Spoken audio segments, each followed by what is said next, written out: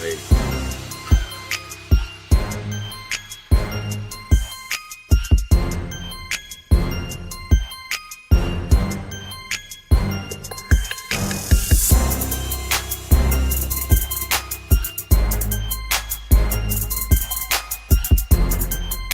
Subscribe today, Tommy, if you love movies. Hey, look at boobies. I like movies. Hey, Cinema Gulp, where are ya? Help! Hey, take it easy. But I lost Cinema Gulp. Stay calm. Just go to YouTube to subscribe and hit the bell for all the latest videos. Hey, we're Cinema Gulp, and we drink your cinema. Thanks, Joe. Now I can subscribe. And subscribing is half the battle. I like beer. It makes me a jolly good fellow.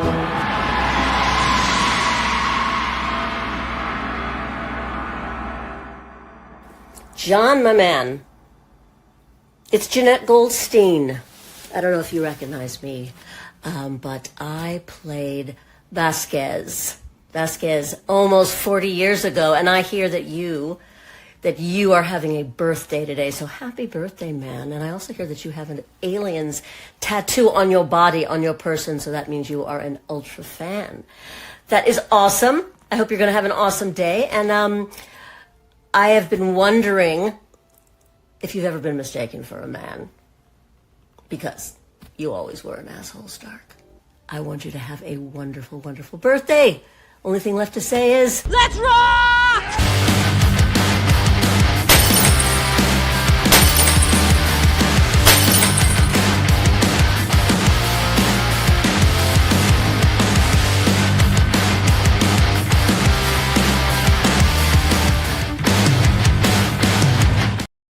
Happy birthday!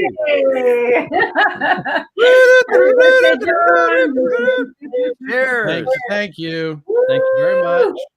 You got a milkshake? Thanks for being here to celebrate. John got the chocolate milk, I'm sure. Oh, I forgot to do the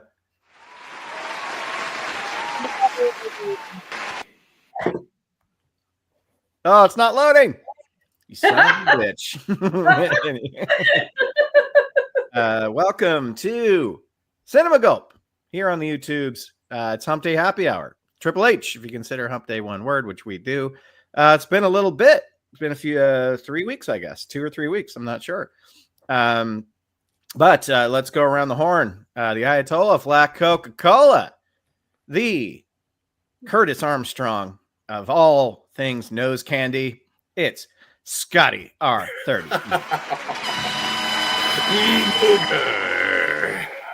And of course, we have the mistress of light, darkness, kittens, cats, and it's Elvirus. It's Joanne.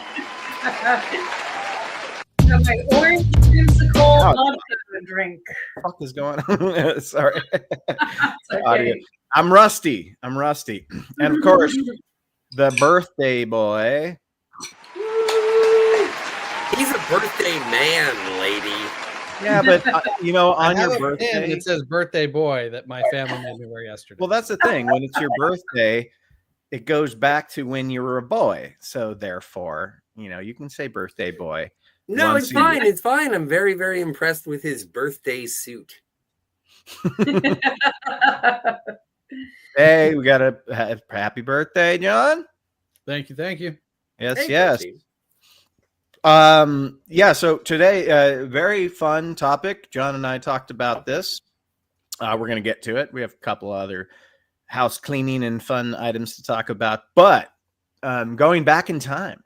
And when John and I were talking about it, we're like, maybe people will have different decades. I'm like, no, I think we're all around the same age. So we're going to have 70s, 80s, 90s, O's, 10s, and 20s.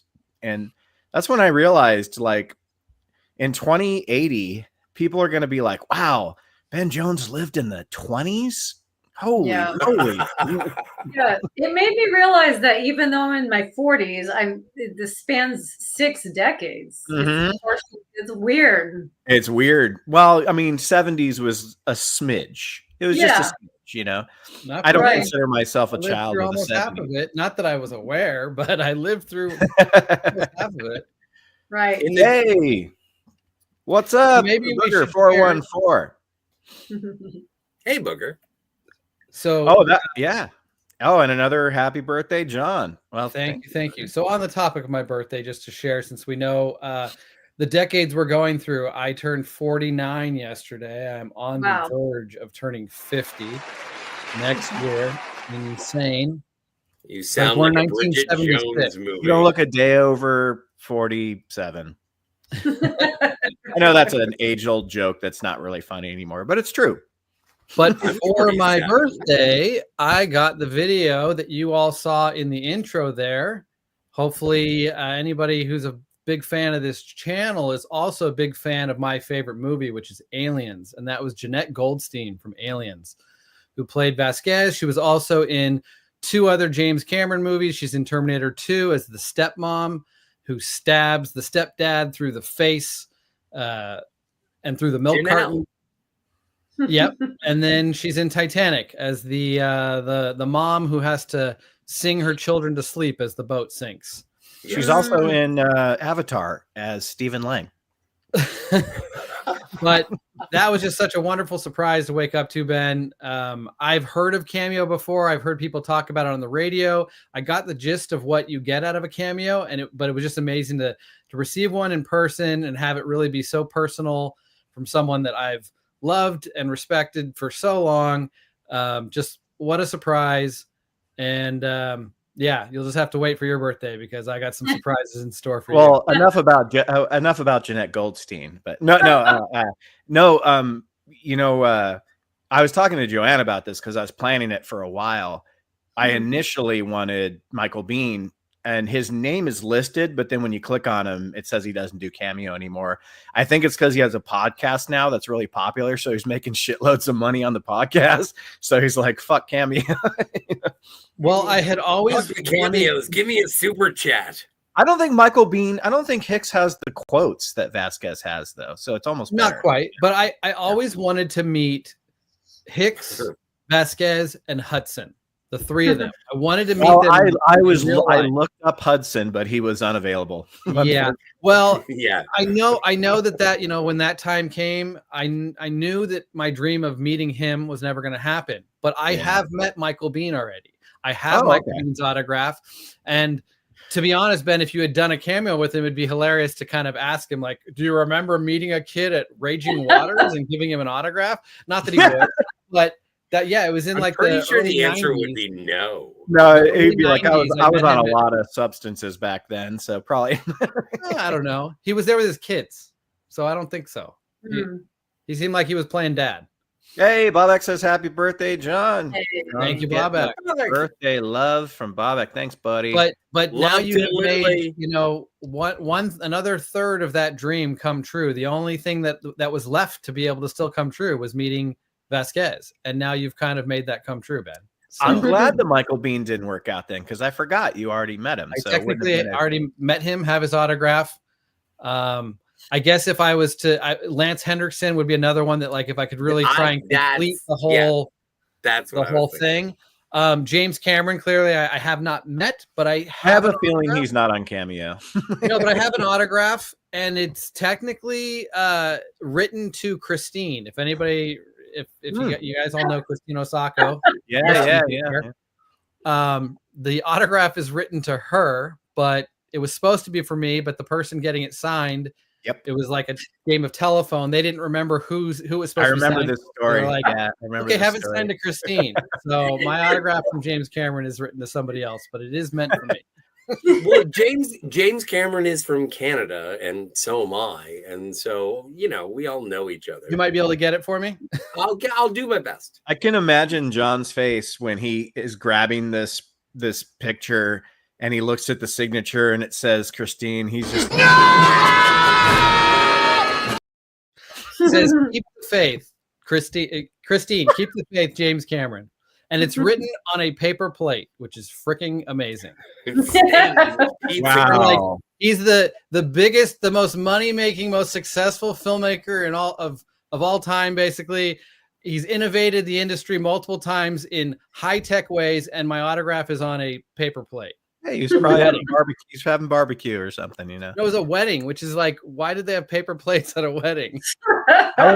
You know how Harrison His Ford brother, is so- James Cameron's brother, married Christine Osaka's piano teacher's sister. This is the chain of how I got this autograph. All right, Ferris Bueller. I know it's crazy. I was gonna say Dark Helmet. I do You know- have to take you a know, second to talk about one more autograph that I have. yeah. This was another present I received recently. I guess you could call this a Christmas present. I'm going to show it as a birthday present for right now. Next to us, co-host on this side, Joanne got me an autograph for. Let me bring up her picture so people even know who we're talking about. Yay! Shawnee's, I knew it was going to be Shawnee Smith. Shawnee Smith. Yeah. Oh, it won't show up because it's a piece of paper, but this No, I see square, it. you can't Dude, see. all I had to do was see the side of her hair, and I knew it was Shawnee Smith. Yeah. So this is You had from the biggest Saw crush on 2, her. apparently. And I don't know, Joanne might know more about the story of how she came about this autograph, but it's Shawnee Smith, who was my teenage love, crush. And this is a picture of her from Who's Harry Crumb, which is the movie I fell in love with her from. That's the movie no that's way! the movie that I noticed her in too, man. I Yeah. thought it was Yeah. summer school that you liked. What's that? Well, she's barely in summer school, isn't she? The Yeah. president Summer, of summer school too, but this one she's like she's like the co-star. Summer Yeah. school, she's one of an ensemble, and she's And then the she's blob, very and cute, then but she's playing a teen Wait. girl who's pregnant, so she's also No, like pregnant. she's hot. Wait, She's hot in the blob too, man. The blob is John, do another you one, remember yeah. when she was in the Ted Danson sitcom Becker? Yeah. That was where you see her as like an early adult hot. Yeah. I don't really like how she's aged. Even in her Really? 20s, I wasn't as attracted to her when she wasn't. I mean, I don't want to make it sound weird, but it was her teen it's too years late that for that. really had me attracted to her. I thought she was even hot, kind of gothy in the Saw movie. I was like, "Ooh, Shawnee Smith. She looks pretty hot." Shawnee I just haven't Smith, seen her what we're working. saying, if I'm you're doing a watching video. this podcast, you should definitely call John, but apparently if he doesn't think that you've aged well, call me. Don't. What's up, DJ Play Nice? Hey! And I also want to say hi to Kat. Happy birthday, John from Kat. Kat, I think you have the link from Scotty, correct, Scotty? Did you I send did. I sent the link. Yeah. Okay. I think. Pretty sure. And Cookie just said happy birthday too. Yeah. The only autograph I have is Billy Zabka, and that was because Devin got it for me for Christmas. That's the only autograph you need, though. So But Billy Hey, Zabka, John, come on, Thierry one of your said- heroes. Thierry's here. I haven't seen Thierry on the chat, maybe ever. So Yeah, I don't remember. he says happy birthdag from the Norway. Yeah. You handsome son of a bitch. Donkashane? I don't know how to say thank you in Norwegian. Sure, yeah. Denka? Well, he speaks English, so you can say that. I'm aware. Well, you remember Thierry? Yeah, Thierry is awesome. I know who we're talking about. Yeah. Yeah. We've been trying to get him back on for a while, but that Yeah. damn time difference is a sucker. It's a sucker. Shit, these keep rolling in. I did not get a link, says Kat to Scotty. I'll do better. I'll try harder, Homer. Even for you, Scotty. Come on. Well, let's get moving. What else do we do you guys want to do a lightning round? John, I know you got some stuff. Well, I do want to interrupt with my DVD. Yeah. Well, that's what I said. DVD lightning round. Yeah. Yeah, Well, let's go. You Let's named it that. do You should know what it's called. Ice cream I headache. don't know. I don't show up to rehearsal. I actually have a couple things to show for maybe once. So yeah, let's do it. You will have an ice cream headache. Yeah. Okay. So what do we got, guys and gals? Can What I do go we got? first? DVD. Yeah, Scotty, I'm cheating. I just realized I have Blu-rays, but that's okay, right? Just whatever. Yeah. I have an entire box that Joanne gave me. I'm gonna go. I'm gonna kind of rummage through it quickly and pick out a few options to show. I'm not gonna. Yeah, show but the I'm whole going to go first. Though. Exactly. You go, and I'm gonna look for this. Go for it, dude. All right. I've wanted this for a very my long time. segment. Your birthday, but my segment. I've wanted to unbox this lady for a very long time. I found out that it's a bootleg, and I'm not even disappointed. I've watched it all since I've received my lady. Yay! I like She-Hulk. I like She-Hulk. You know what? Cousin Larry Appleton is in this show. If you take it that seriously, you are as anatomically correct as a Ken doll. So this is a fun sitcom, and anyone who is angry at this is very, very upset at the fact that they can't walk around bottomless at a gym. I love Tatiana Maslany, like Orphan too. Black. She's amazing in Orphan Black. But it is a bootleg. It is a bootleg. There is no official release. So you're actually an enemy of the show because you didn't give them any money for that. I paid money, yo. So anyway, but it says Disney. It says Disney on the box, and I don't know why it's 14. I don't know why. And it's got lovely box art. You know what? Even in the interior, like we got a little flap going on. Like it's good packaging. This is fantastic. If only the Disney company would support She-Hulk. Yeah, I think they don't like her anymore because she basically told them to they're fuck the off. only one. They are the only one. I love her. I never saw She-Hulk. It just the CGI from the trailers looks so bad. I was just like, dude, nah. I came twice. Did you now?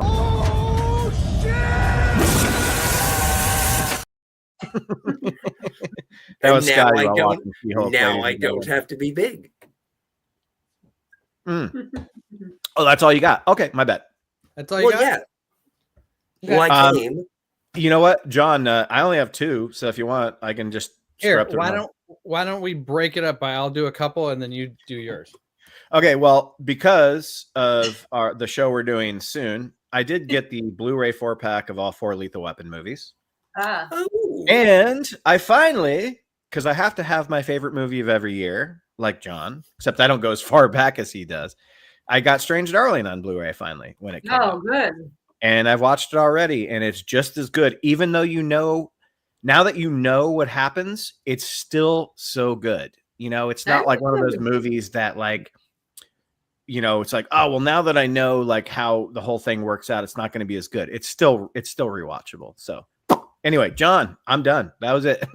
Well, since you bring that up, I actually forgot to bring up here. I did buy The Substance. It's not with me, and it's down. Nice. It's down. Oh, so I didn't even know that was available yet. I got to get No, that they even had it at Walmart.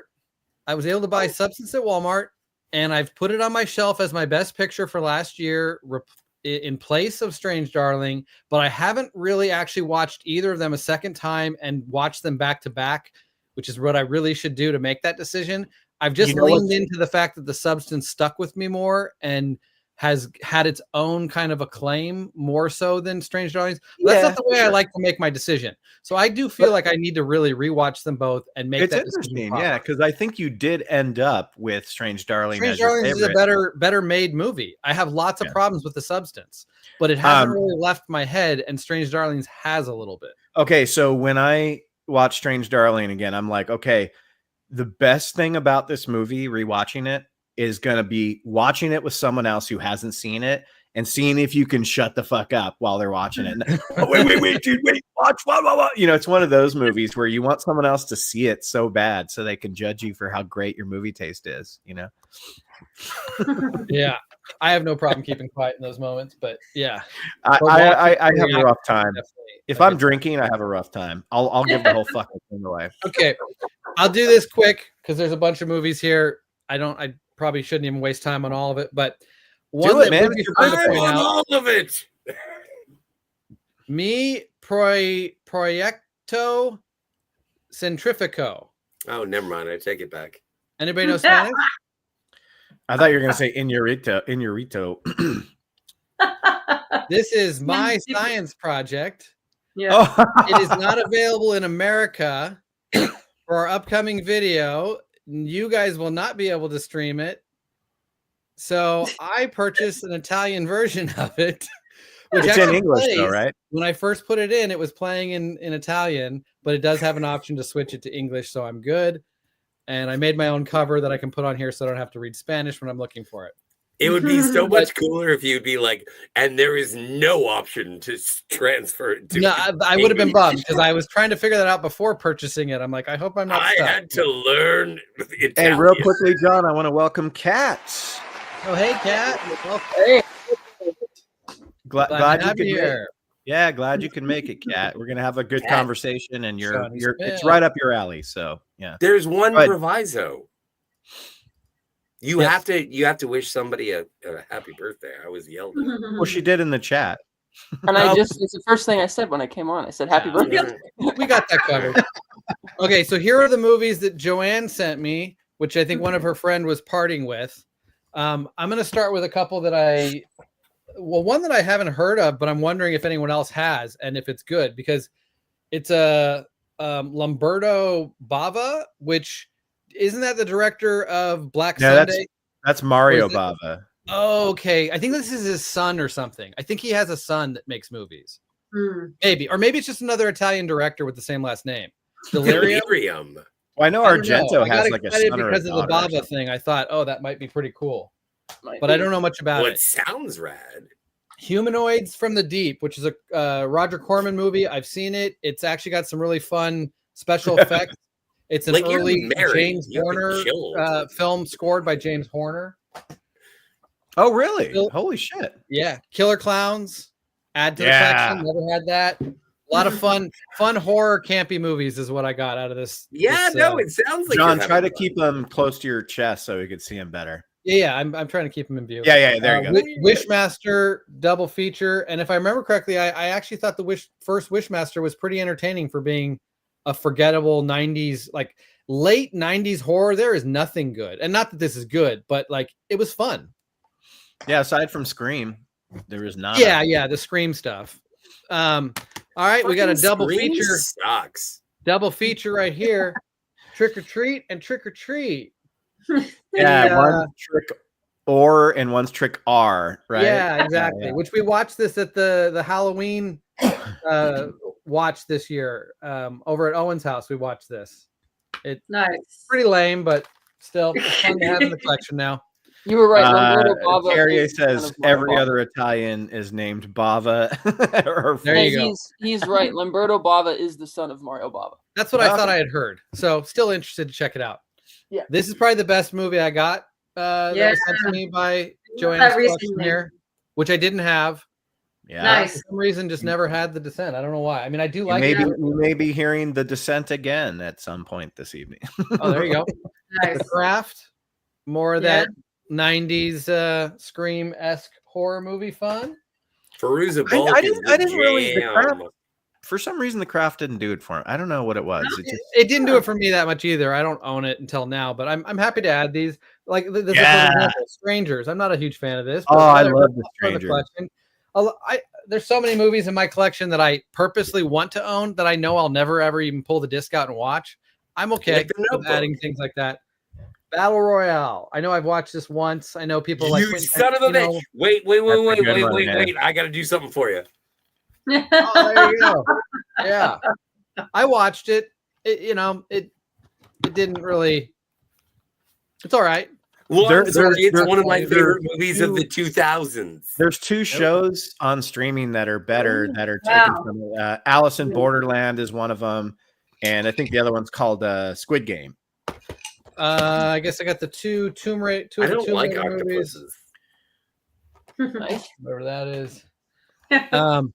This one, I have no idea what this is, but at first I thought the title I read on the top was the title, which is Mutant Sorority. And I was like, oh, sounds interesting. That's just Mutant Sorority Pictures Presents. And then Savage Weekend is the actual movie. I love it that the production company is named Mutant Sorority. Yeah. I was like, okay, I want to see that. Where the hell did you find? And You then found these that are the at two that I kind John? of felt Wait, like John, this- you found that at Walmart? No. All of this is in the box that Joanne sent me. Her yeah. friend who was getting rid of his collection. If you guys didn't think Joanne, like, I mean, whatever you think about Joanne, listen to this box. Listen to this box of movies. Well, it's not Joanne's movies; it's her friends. Yeah, I haven't seen all of these. I'm sorry. She just directed Never mind. them and she took that them out credit to away the from cabin in the Joanne. woods. Sorry. So these are two that I feel like I was pretty excited to get because I always hear about like Wu-Tang and like it's referenced so much throughout pop culture. These Shaolin, whatever, 36 Shaolin, Chamber of the 36 Shaolin. 36 Chambers. Yeah. The 5 Deadly Venoms. So I feel like these are going to be fun. And I'm totally getting James hooked on Teenage Mutant Ninja Turtles and everything karate related. So nice. Hey, John, you know what's cool about those Shaolin films is that if you're a fan of Wu-Tang like I am, you'll hear all of the Wu-Tang mix music. All of the samples that they use are from those movies. So you'll be watching one of those movies, even if it sucks, you'll be like, oh shit, I know that. Yeah, you hear the Wu-Tang. Yeah. All right, there's one more movie. I'll pull it out if we talk about Mickey 17 because it kind of ties into that. I never saw it. Did you see it? That was the horde of what Joanne sent me, which was awesome. Along with That's that really cool autograph for Shawnee Smith. Scotty, I was thinking the same thing. I'm like, I bet you Scotty likes this box. This box was a good box. I mean, that's like a great box. That's like Rihanna box. That's like Sydney Sweeney box. That's a good box. Sydney Sweeney. That's like Shawnee Smith box. Nah, I can't. I'm very happy that you're like celebrating your birthday with that box because it was actually pretty expensive to ship, and I almost left the store. I could check the USPS instead of UPS, but I just did it. I just want to get it over with. So. Do you need a reimbursement? No. Happy birthday! I'm so glad that you're happy. Joanne. I'm spending my birthday with Sydney Sweeney. Here's your present. Now it's available on Cameo. I think it's OnlyFans. Actually, you happy birthday. It's probably OnlyFans. But John, since you mentioned it, the next thing on the schedule is actually you giving us a little info about Mickey 17. If you can do that without spoiling it, because I know you quite enjoyed it so much. So. Anyway. I mean, well, I had a good time. I haven't seen a whole lot this year, and I kind of the way I watch movies is I'm always thinking of them from year to year to some degree, and comparing them within that frame. I still compare every movie to all of film history when I see it too, and that's why no movie since 1986 has ever eclipsed Aliens, and I've waited for that. I go into every movie going, I would like a movie to make me say this is better than Aliens. Like what an achievement that would be. And it just has never happened. But I go into every movie with that mindset. So sure, I went in, I enjoyed it. I'm not going to say that it's like a perfect movie or anything. But I haven't seen a whole lot lately in the theater. Did you like it more than Parasite? I know they're vastly different movies, but I don't think you different. But I'm not a fan of Parasite. Parasite rubbed me the wrong way. Parasite was a movie that I had heard was great and was able to shelter myself, especially with my avoiding trailers and just, I didn't know whether, because I'd also seen movies of his like The Host and Snowpiercer, and it was like, this guy blends genres in ways that I have no idea what even the title refers to. Is this a monster movie? Is it an alien movie? Is it just a family drama? I didn't know what Parasite was going to be. And when it started to unfold and have its twists take place in front of me, they seemed obvious.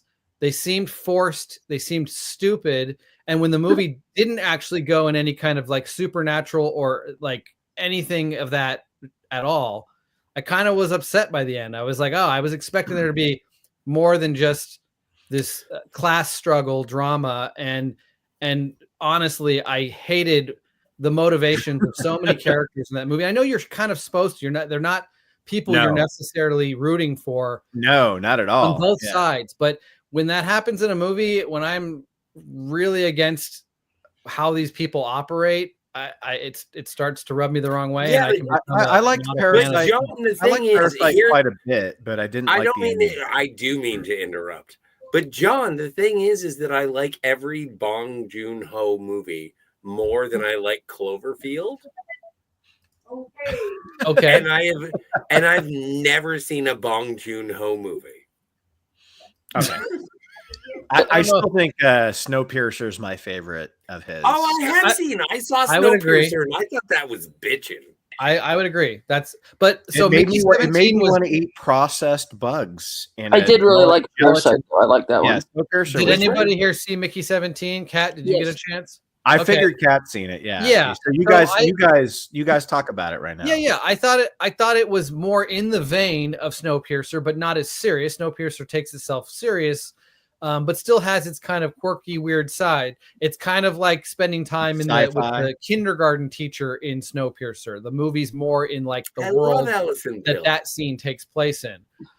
But I enjoy what I really liked about it was Robert Pattinson. For the first time, I really was on board with one of his performances. A lot of people, talk about, oh, he's really great after Twilight. He's really proven himself, and he's a really great actor. And I haven't really been on board with a lot of those performances that people have talked about, like The Lighthouse and you got to see Good Times. He's great in Good Times. Good Times is more that uncut gems shit. I don't like it. I don't like those filmmakers so far. I'm still willing to give them a chance, but 2 movies of the same very grimy. Oh, I love those guys. Yeah, I'm kind of digging those. I like those guys a lot. I like both those movies. But anyway, again, those are probably movies filled with You're not allowed to like that I did movies not get on because board it's with. John's birthday. I hated the characters in probably both of their movies, both of the Sadiq. Well, you are definitely not supposed. You're not supposed to like Adam Sandler, and you're definitely not. I know, but like that ruins the movie for me. So again, back to Mickey 17. Those movies and Mickey 17. I did like the performance, and I liked the character. That's kind of what held the movie together was the very specific character of Mickey 17. There's also a Mickey 18 that you get a different reaction to. But how would you compare the movie to Moon? I've heard those comparisons. You know what? Yeah. It's funny. I wasn't really thinking about Moon at all during the runtime. So it didn't really, even though now that you bring it up, it's like Moon is my favorite movie of 2009. So clearly it's not like I don't love Moon or have the storyline of Moon seared in my brain. But it didn't come across my brain while watching Mickey 17. It didn't. Which is kind of surprising because when I saw the trailer for Mickey 17, I went, "Oh, Moon." Mickey 17 looked nothing like Moon, but I keep hearing these things of people comparing it to Moon. I've seen some YouTube videos. Joanne, can you read this one from Booger 414? There's a fan theory that says Snowpiercer is a sequel to Willy Wonka. Yeah, I think because the train is the Great Glass Elevator. I think he's in Mickey 17. He's drawing a lot more from Okja and Snowpiercer than he is from the book that it's based on. And it's like after the Snowpiercer movie and 4 seasons of the Snowpiercer TV series, it's like we're doing this again. It's like okay, I love all the whole question of the teletransportation paradox. Like each time, it's like yes, you're dying, and they're being reprinted, but it's not like the consciousness of the Mickey who is dying magically teleports to the next body. It's like no, you're dead. And to everybody else, it doesn't mean anything because they just print a new one. And it's like, yeah, he retains all the memories because once a week he has to go in there and get his brain scanned so that there's no gaps. Which is why every time a character asks, big gaps, but there's still small gaps, right? Because that's what kind of lost me when people keep saying, "Well, what does it feel like to die?" And I'm like, well, unless he died with the head scan on, retaining the memory, then the new Mickey wouldn't remember how the last one died because he wasn't, that memory wasn't retained. Yeah, but I think what he did gain an understanding of was his mortality and that he was dying, even though he the one you're speaking to doesn't have the actual memories of what it felt like to die previous time. Yeah, he knows what that anticipation of his death keeps feeling like, and every iteration kind of feels like it knows that it has died and comes back. So I think that's part of everyone's trying to get the actual feeling out of him of what he thinks while he's dying. But when he keeps looking at them and never really answering that question to anybody, part of that is because he doesn't actually know, but he knows what it feels like to anticipate it, which we're all on the same page there, but he comes closer every time to feeling it and understanding it. Yeah, and it was very fun, pretty heavy-handed with its satire, very topical, but that was still enjoyable. Yeah, I found it funny. Yeah, it was pretty funny, and I was I thought the ending was pretty. I can't spoil it, but the ending is a bit unique in terms of what he's thinking about towards the end of that story. I'm like, ooh, I kind of wish they went more in some of those other directions a bit, because I admit the third act got a bit predictable. It's like, yeah, I can see where this is going pretty clearly. All right, but I have a it question. was still fun. I have a question. Does Mickey 17 win? You got to see the movie. Yeah. See, that's yeah. good They're answer. All of giving his a films good he deals answer. with the same. He always skewers capitalism in every film he's made. Sure. And so he continues doing that here. But unfortunately, it doesn't look like it's Very wealthy man making sure that you don't like very wealthy men. I mean, it did take number one, which I think is the first Bong Joon-ho movie to do that. But I heard it costs a lot of fucking money to make too. It's too expensive of a film based off 118 production budget. You know and what 80 though? million marketing. You know what? Take those losses and keep making original shit.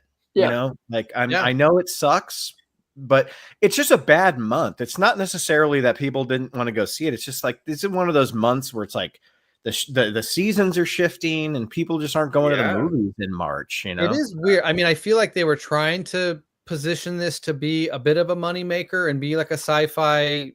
I don't know if you'd call it a sci-fi epic, but sci-fi art house film certainly.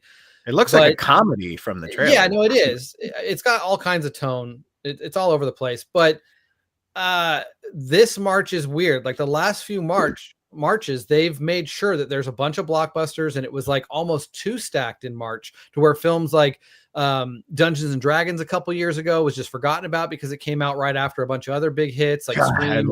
I love that all movie, these man. other movies. This month has the Bong Joon-ho movie Mickey 17 and Snow White, which is everyone's crapping on. Like there are no other big like attempts to be a blockbuster. No, there's one big one. John. Well, you know what's coming out next week, which I can't, or this week, which I can't wait to see, is Novocaine. That looks. But that's great. not a blockbuster. That's No.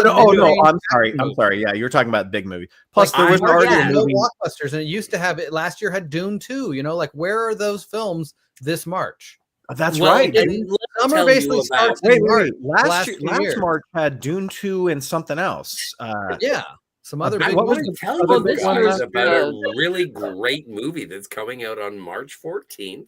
It's going to be wide release. It's called The Day the Earth Blew Up, a Looney Tunes movie. And it stars Daffy Duck and Porky Pig and Petunia Pig.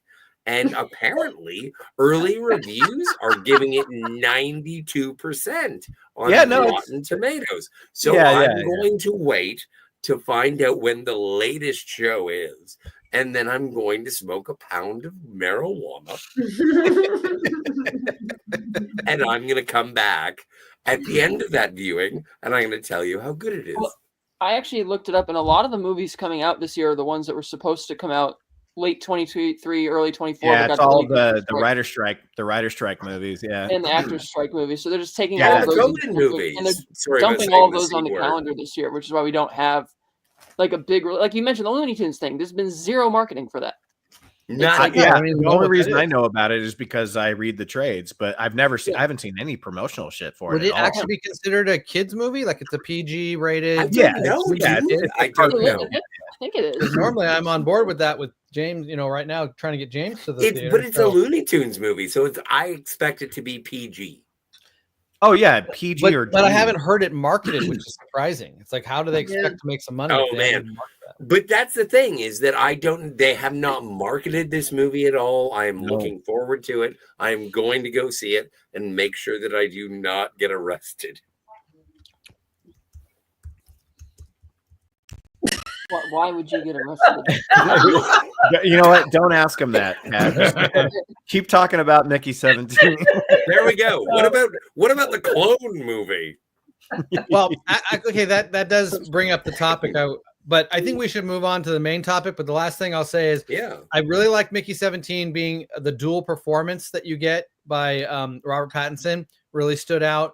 Both are very different, and that made me think maybe we can do it in the future. Have a show where we talk about dual performances in movies. But just to bring us back to the DVD roundup, the one other movie in the box here, which I haven't seen, Dead Ringers, which I believe has a dual performance by Jeremy Irons in it.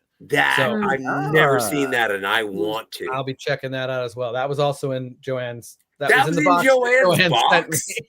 It was in the box, Joanne. You know what? I have have a lot to of get money into Joanne's box soon. I have to. I hear it's amazing. You know what? Someday I hope to have Joanne's box.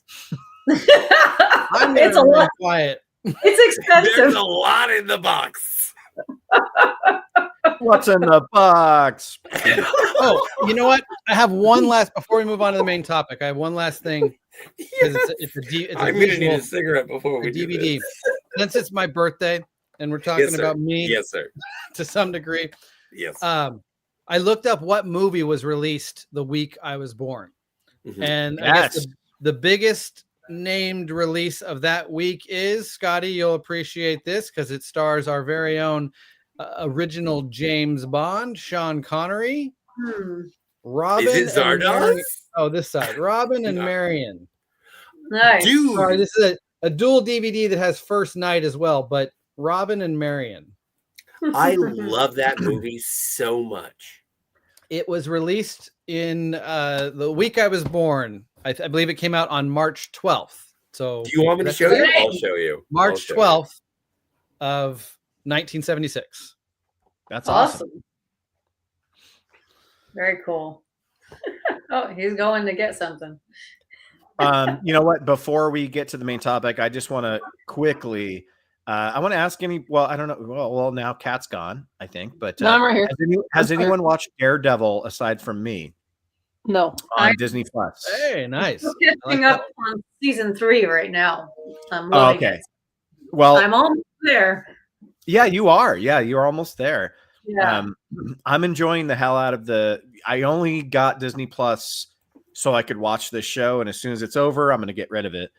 But yeah, I'm pleasantly surprised that it's not quite as good as how gritty, intense, and brilliantly written the Netflix show is. Because I honestly think Netflix Daredevil is the best thing Marvel's done since Spider-Man and X-Men way back in the day. I think it's better than the Marvel movies. I think it's perfect because it's exactly what Daredevil is. It's perfect. This show doesn't hit the exact same tone because it's Disney, but it's trying. And I appreciate that it's trying. And I respect that they're using the F-bomb. I respect that they're doing gory deaths and a lot of violence because, I was going to ask you if it was less violent. No, it's not less violent. There's none of that stuff is different. The only thing that you'll notice, Joanne, is that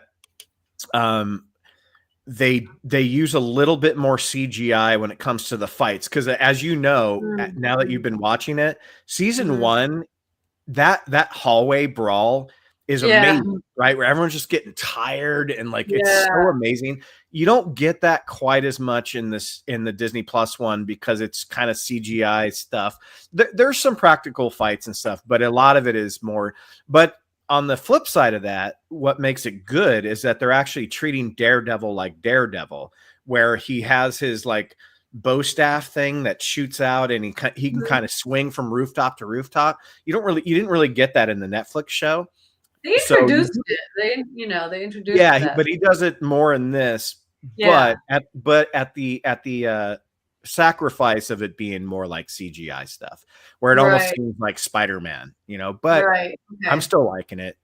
Good. I'm still no spoilers. But Kat, you said you saw it? No, I haven't seen it yet. Oh, okay. So I'm the only one. I still gotta watch. That was a quick recap. I still gotta watch season 3. Oh, that's right. We talked about this already. Yeah, you haven't seen. Yeah. The Netflix season's still available to watch on Netflix? I know they're on Disney Plus. No, I think they're on D Plus now, I think. Oh, maybe that's one. So the ones that came from Netflix are available to watch on Disney now. Yeah, I think, because I think Disney bought... the Daredevil and Punisher shows, and then the Defenders are on there, but none of the Luke Cage, Iron Fist, Jessica Jones stuff is on there. You don't need to see any of that shit, though, to watch Daredevil. Yeah. And I'm not watching until Jen shows up. You're gonna be waiting a long time, my brother. Just it's saying. not my fault that everyone else is wrong.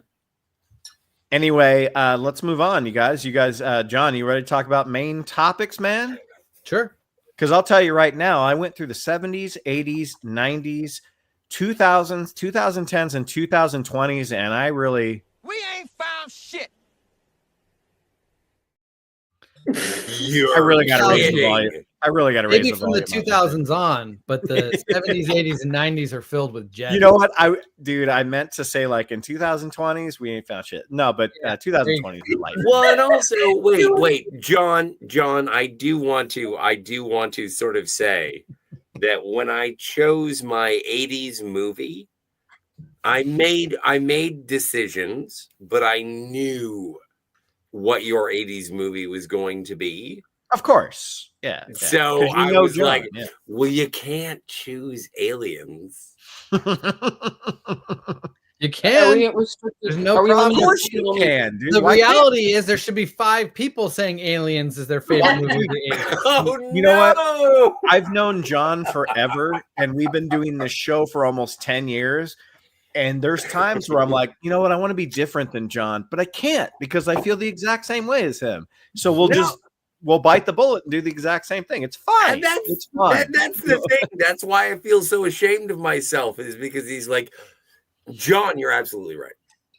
Yeah, well, let's not get ahead of ourselves. Your favorite movie of the 1980s is Aliens. Everyone should say that. Let's not get ahead of ourselves. But I do appreciate that you wore a suit for John's birthday. That's awesome. I wish we were at wearing pants. I wish we were at like a mixer right now. We'd be like having cocktails. The Catalina wine mixer. Are we limited to pick one film per decade? The fucking Catalina. What was that, Cat? Anyway. Are we limited to picking just one film per decade? Is that what it is? No, it's one film per decade, but I have a shitload of honorable mentions, as I'm sure John does too. So, I tried to limit that. But the honorable mentions, that is hard, limiting it to just one movie for a whole decade. Especially for especially Kat, who got like 20 minutes notice. but I'm only going to list here, yo. I have so many honorable mentions. I'm just going to list them off. I'm not going to talk about them because I have so many. Me too. Yeah. But you know what, Kat? We'll let you go last for each round, so you have a little bit more time to. There are going to be rounds. I'm going to shift this over so John can go first. Hey, buddy. So what's up, firefighter? What's up, firefighter? Whose birthday is somebody who's better than Ezra. 2 weeks. Yeah, his birthday's next month. About 2 weeks. He's only been alive during this decade.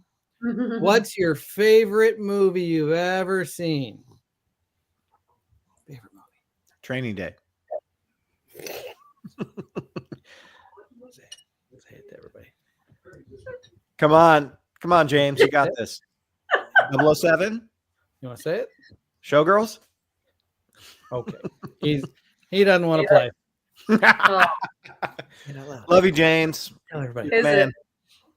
Is it Wild Rose? Go save those cats. Go save those cats from the trees. It's not a test. There is no Sonic. His favorite movie is Sonic.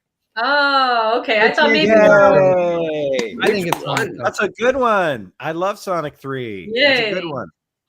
Good. Sonic the Hedgehog or Sonic the Hedgehog 2: The Wrath of Khan? Sonic the fast food place where you can park and eat with the roller skates. Well, they don't do that. I'm assuming the first one. Thank you so much. He's gotten big already. They don't stop growing. I thought they shrunk. Oh no, that's Benjamin Button. But how did that give? How's that woman you're into? The old man. I still never get that movie. I think that movie sucks. So I take it's not on your list. No, it's not on my list. But John, it's your birthday. Congratulations. Hang on. Oh god damn it. I lost it. Well, I'll just play this one instead. I want to roll you into a little ball and shove you up my vagina. That one works. Whatever, that's James enjoyed that one. No, well, he doesn't know what that means. To him, that sounded like the Peanut Gang's teachers, you know. Thank you. Anyway, whenever John's ready, it is his turn because he's a birthday Yeah, guy. but I'm still going for a cigarette, so I'll be back in a Yeah, second. go for it. You got time. 1970s favorite movie, honorable mentions. Go for it, John. Oh, honorable mentions. That's right. I forgot. I was just going to jump right to it. Okay, yeah, let's talk honorable mentions. So like I said, I did try to limit this. I mean, I could go on and rattle off all kinds of great 70s. You can go movies, as long as you want, dude. No. But I did kind of just write down only, I think, 3 honorable mentions per decade just to keep it limited. Oh, wow. So, I would way more than that. No, it's fine. I'm not saying you guys limit yourself. I'm just saying. No, I'm not going to talk. I'm just going to list mine. Now, I didn't provide myself a list that goes beyond that, but so I do have a pretty clear top 20 that I have determined for myself. I'm working on trying to really determine what maybe my top 50 is, and maybe next year do Ben. This is just letting you hear this for the first time. I want to do a video next year of my top 50 movies for my 50th birthday. So I will have that defined within the next year of what I would consider my top 50 favorite movies.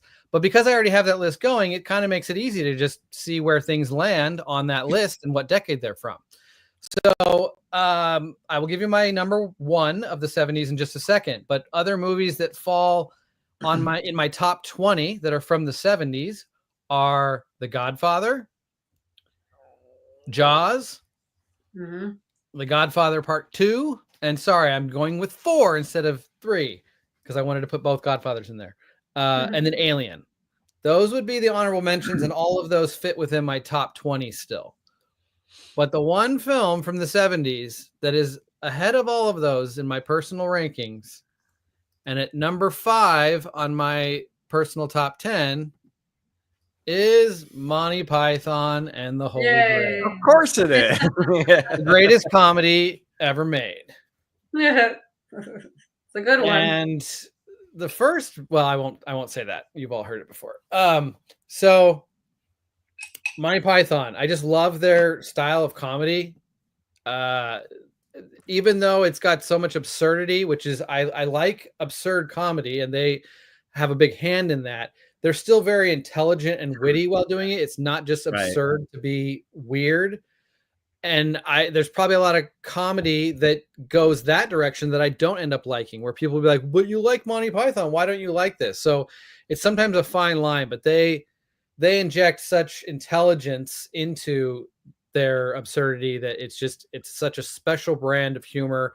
And for the time that they were doing it, I mean, I think as a comedy troupe, they were doing stuff in the late 60s, but clearly throughout the 70s, they built up their brand, and with their TV show and the couple films that actually were released in the 70s and obviously into the early 80s, it's just so unique still to this day. Like, yes, there are other sketch comedy shows and comedy groups that have found their own unique identities, like what Python was able to do.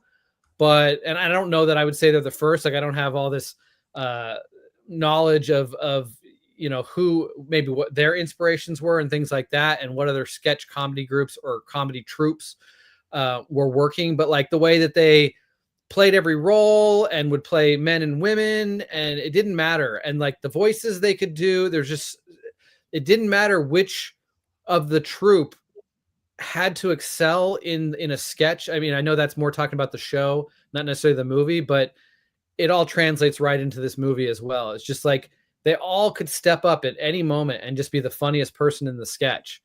And that seems kind of rare. Like with certain comedy troupes, somebody usually stands out as the funniest above all others. And I don't know, they're so special. We've lost a few of them, but there's still a lot of them that are still alive to this day, which I'm very thankful for. We still have John Cleese and Billy Connolly, right? Well, not Connolly. Eric Idle is still alive. Idle. Yeah. Cleese is still alive. I think Terry Jones might still be alive, and Gilliam. So I think there's at least 4 of them still alive. Hey, I want to say hello to Represent This. Hey, buddy. Thanks for being here. Oh, well, Michael hello. Palin. Oh. I don't know if any of them are. Michael Palin and Terry Jones might both still be alive. So I think they're all alive except for Graham. Yeah, I didn't know. I didn't think Eric Idle died, but maybe no, he hadn't. But no, yeah. I don't think so, unless I'm losing track of some of that. But John Cleese has been like on Twitter and shit, like talking shit. Eric Idle's still alive. Yeah, okay. Yeah, I think they all are, or maybe it was Terry Jones is the other one that passed away. I can look it up. I can see. I got it. Not important, but anyway, it was Orlando Bloom. And it's weird because I often do try to kind of. I feel like my taste does try to lean towards when I'm deciding. It's weird. When I'm deciding what films I like over another film, I try to let quality sometimes inform that decision. And it's funny that I was talking about for this particular last year, 2024, I actually kind of sided with the film that was just more memorable and not the film that I feel has the stronger quality in terms of Strange Darlings and substance. I usually err in the favor of more quality. And I would say that the way I've ranked my top 10 list is largely built around me thinking these are quality films.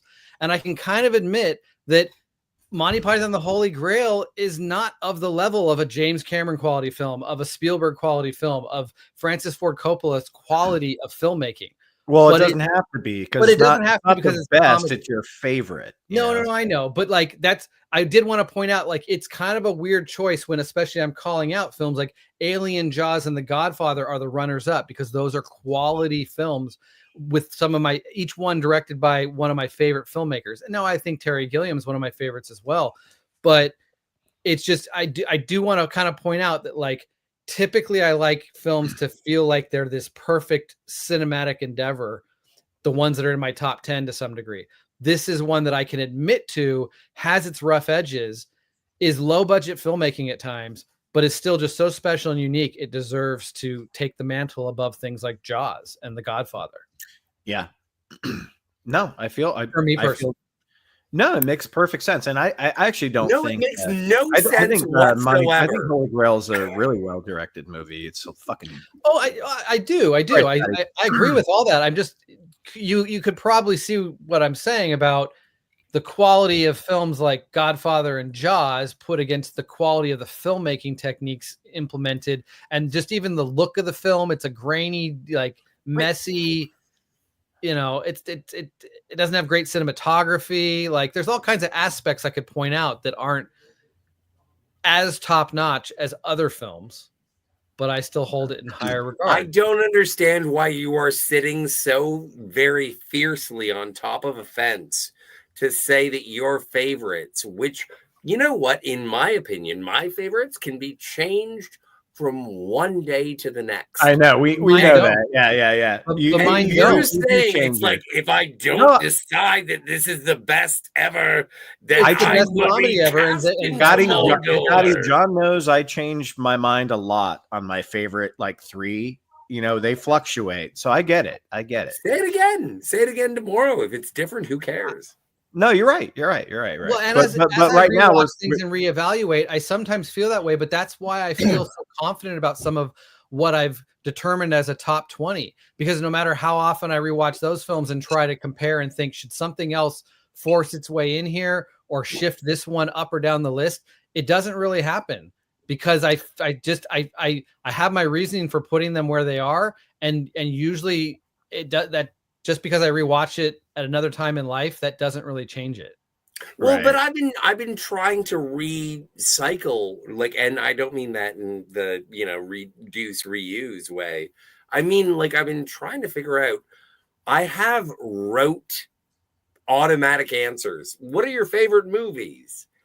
And it's like I always say Casablanca, Blade Runner, Back to the Future, and it's like, but I've been saying them for so long that it's like. Are they? And so I have to go back and look upon them. Now you again, as the illustrious Jeanette Goldstein said, you have a tattoo of aliens on your body, on your person. So I'm not asking about that one. But I I'm love just how saying, like, I love how she did that. That was all improv because I oh wrote man, he has an aliens tattoo, so please mention that. That was great. Yeah. how she did that. that was flattering. Like if I had, she made me want to get an aliens tattoo. But that's what I'm saying is that like I have a stack of the, like I figured that the movies that I owned, like in physical copy, they must be representative. So I was looking through each of my decades, not that my video store is ordered by decade, but it was like, you know what, if I change my mind tomorrow, I'm totally fine with that. I think every movie. I like your point, Scotty. I think every movie that you purchase and buy, you love. Otherwise, you wouldn't buy it. You know, so because you want to Well, be I able to have watch it Donnie anytime Darko. I have Donnie Darko. Okay, Yeah, well, that's not true. I have things in collections just because I want to pull out a John is series. different. John is OCD, crazy, film guy that has to have Yeah, but he's cute as everything, hell. even shitty movies that he hates. You're different, John. You're a different animal, John. It's all good. I only but buy that shit was that I know I want to watch. You know. Can I say my 1970s favorite movie? Yeah, let's move on. I was just trying to make Yeah, the well- point about I wanted to make that point about its quality, even though I still love it. Well, hold that, Scotty, because it's Joanne's turn. But we all know yours now. But you can talk about right. it. Well, Joanne, I just want to say this is my actually, favorite. is Scotty the next oldest of the group?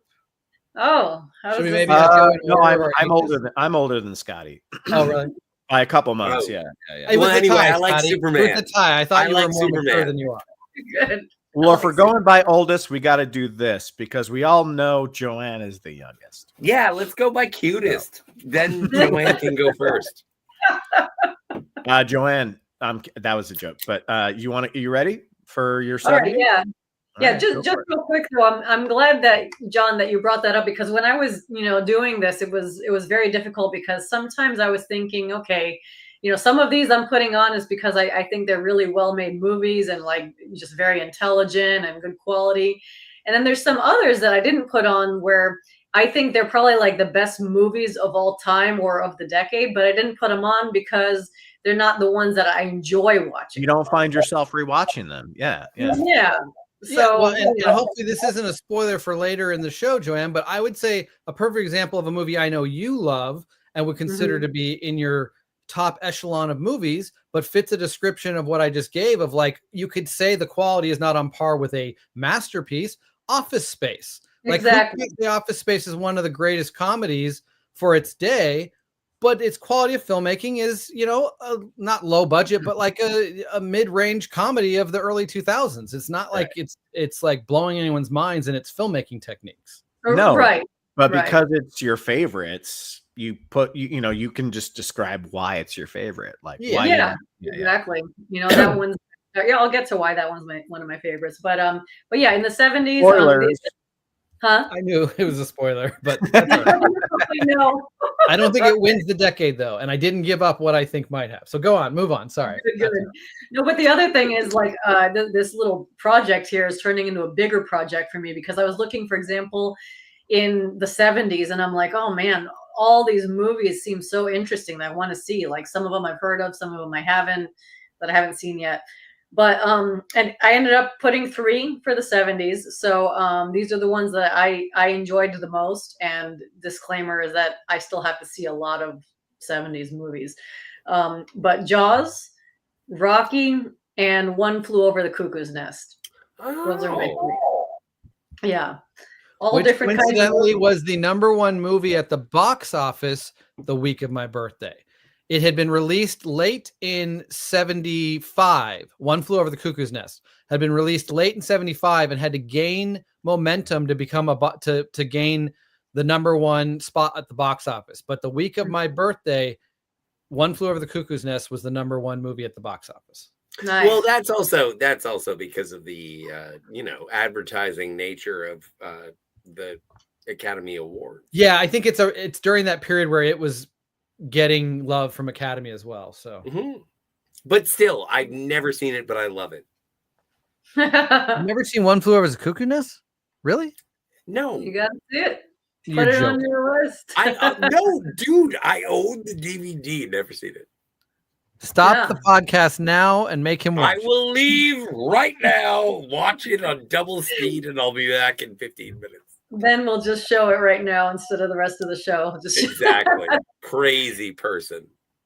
But yeah, 3 different movies, like Jaws, one that sticks with you and fun to watch as a, monster / horror. Rocky's also sticks with you for the rest of your life. Inspirational montages and every time you work out. And then One Flew Over the Cuckoo's Nest, I actually watched it first in a psychology class a long time ago. But that obviously makes sense. yeah. But the acting is fantastic. But Joanne, good pick, Joe. Like none of those movies are better than Superman. Right. That's an Office Space Love from Bump Master. Yeah. Do you have any honor? Oh, wait, you threw your honorable mentions in there already, right? Yeah, that was just like my top 3, like just my 3 from the 70s that I wanted. Okay. Well, I'm going to piggyback. This was John. I think John knows what mine is, but maybe not, because he might not remember when we talked about.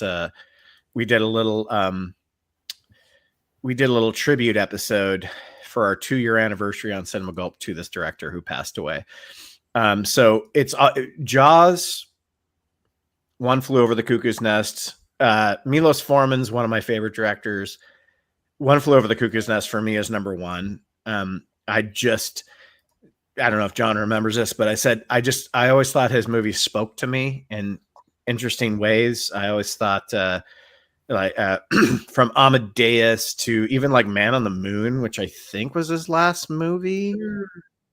He might have done something after that, but he also did the Larry Flint movie, which is really good. But One Flew Over the Cuckoo's Nest, my favorite Jack Nicholson performance. That's when he really became Jack Nicholson, though. Like that's the first time you're like, okay, this guy is gonna be epic. But then he just was basically the same guy after that, But I love that movie. I mean, you have Danny DeVito in it. You have Chucky. God, why am I forgetting his name? Brad Dourif. Yeah. All these like really iconic 80s and 90s people.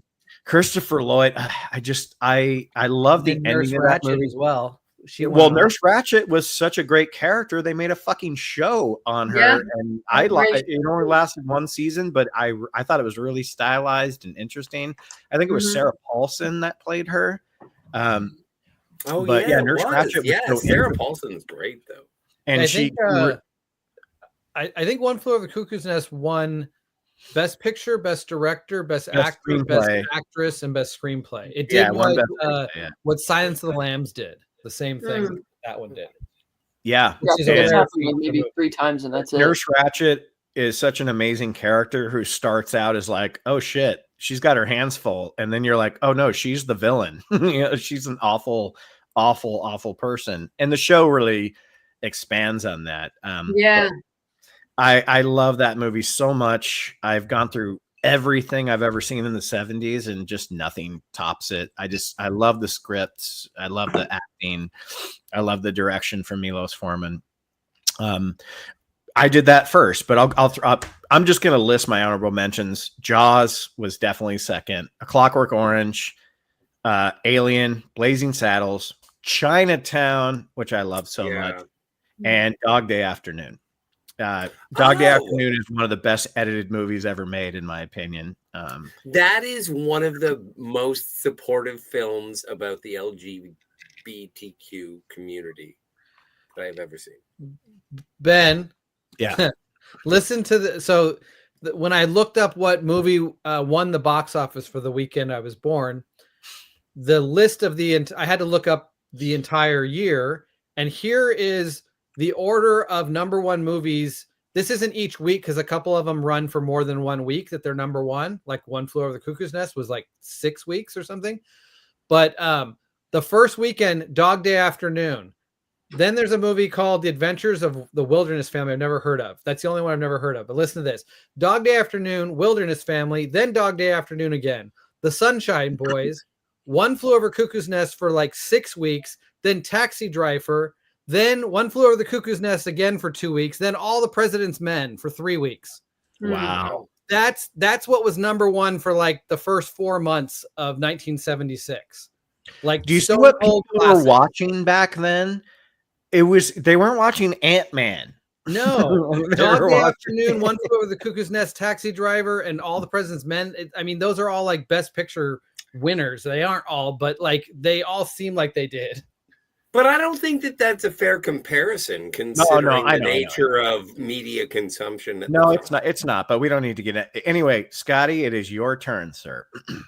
Oh yeah, no, my number one with a blowout for the 1970s is Superman.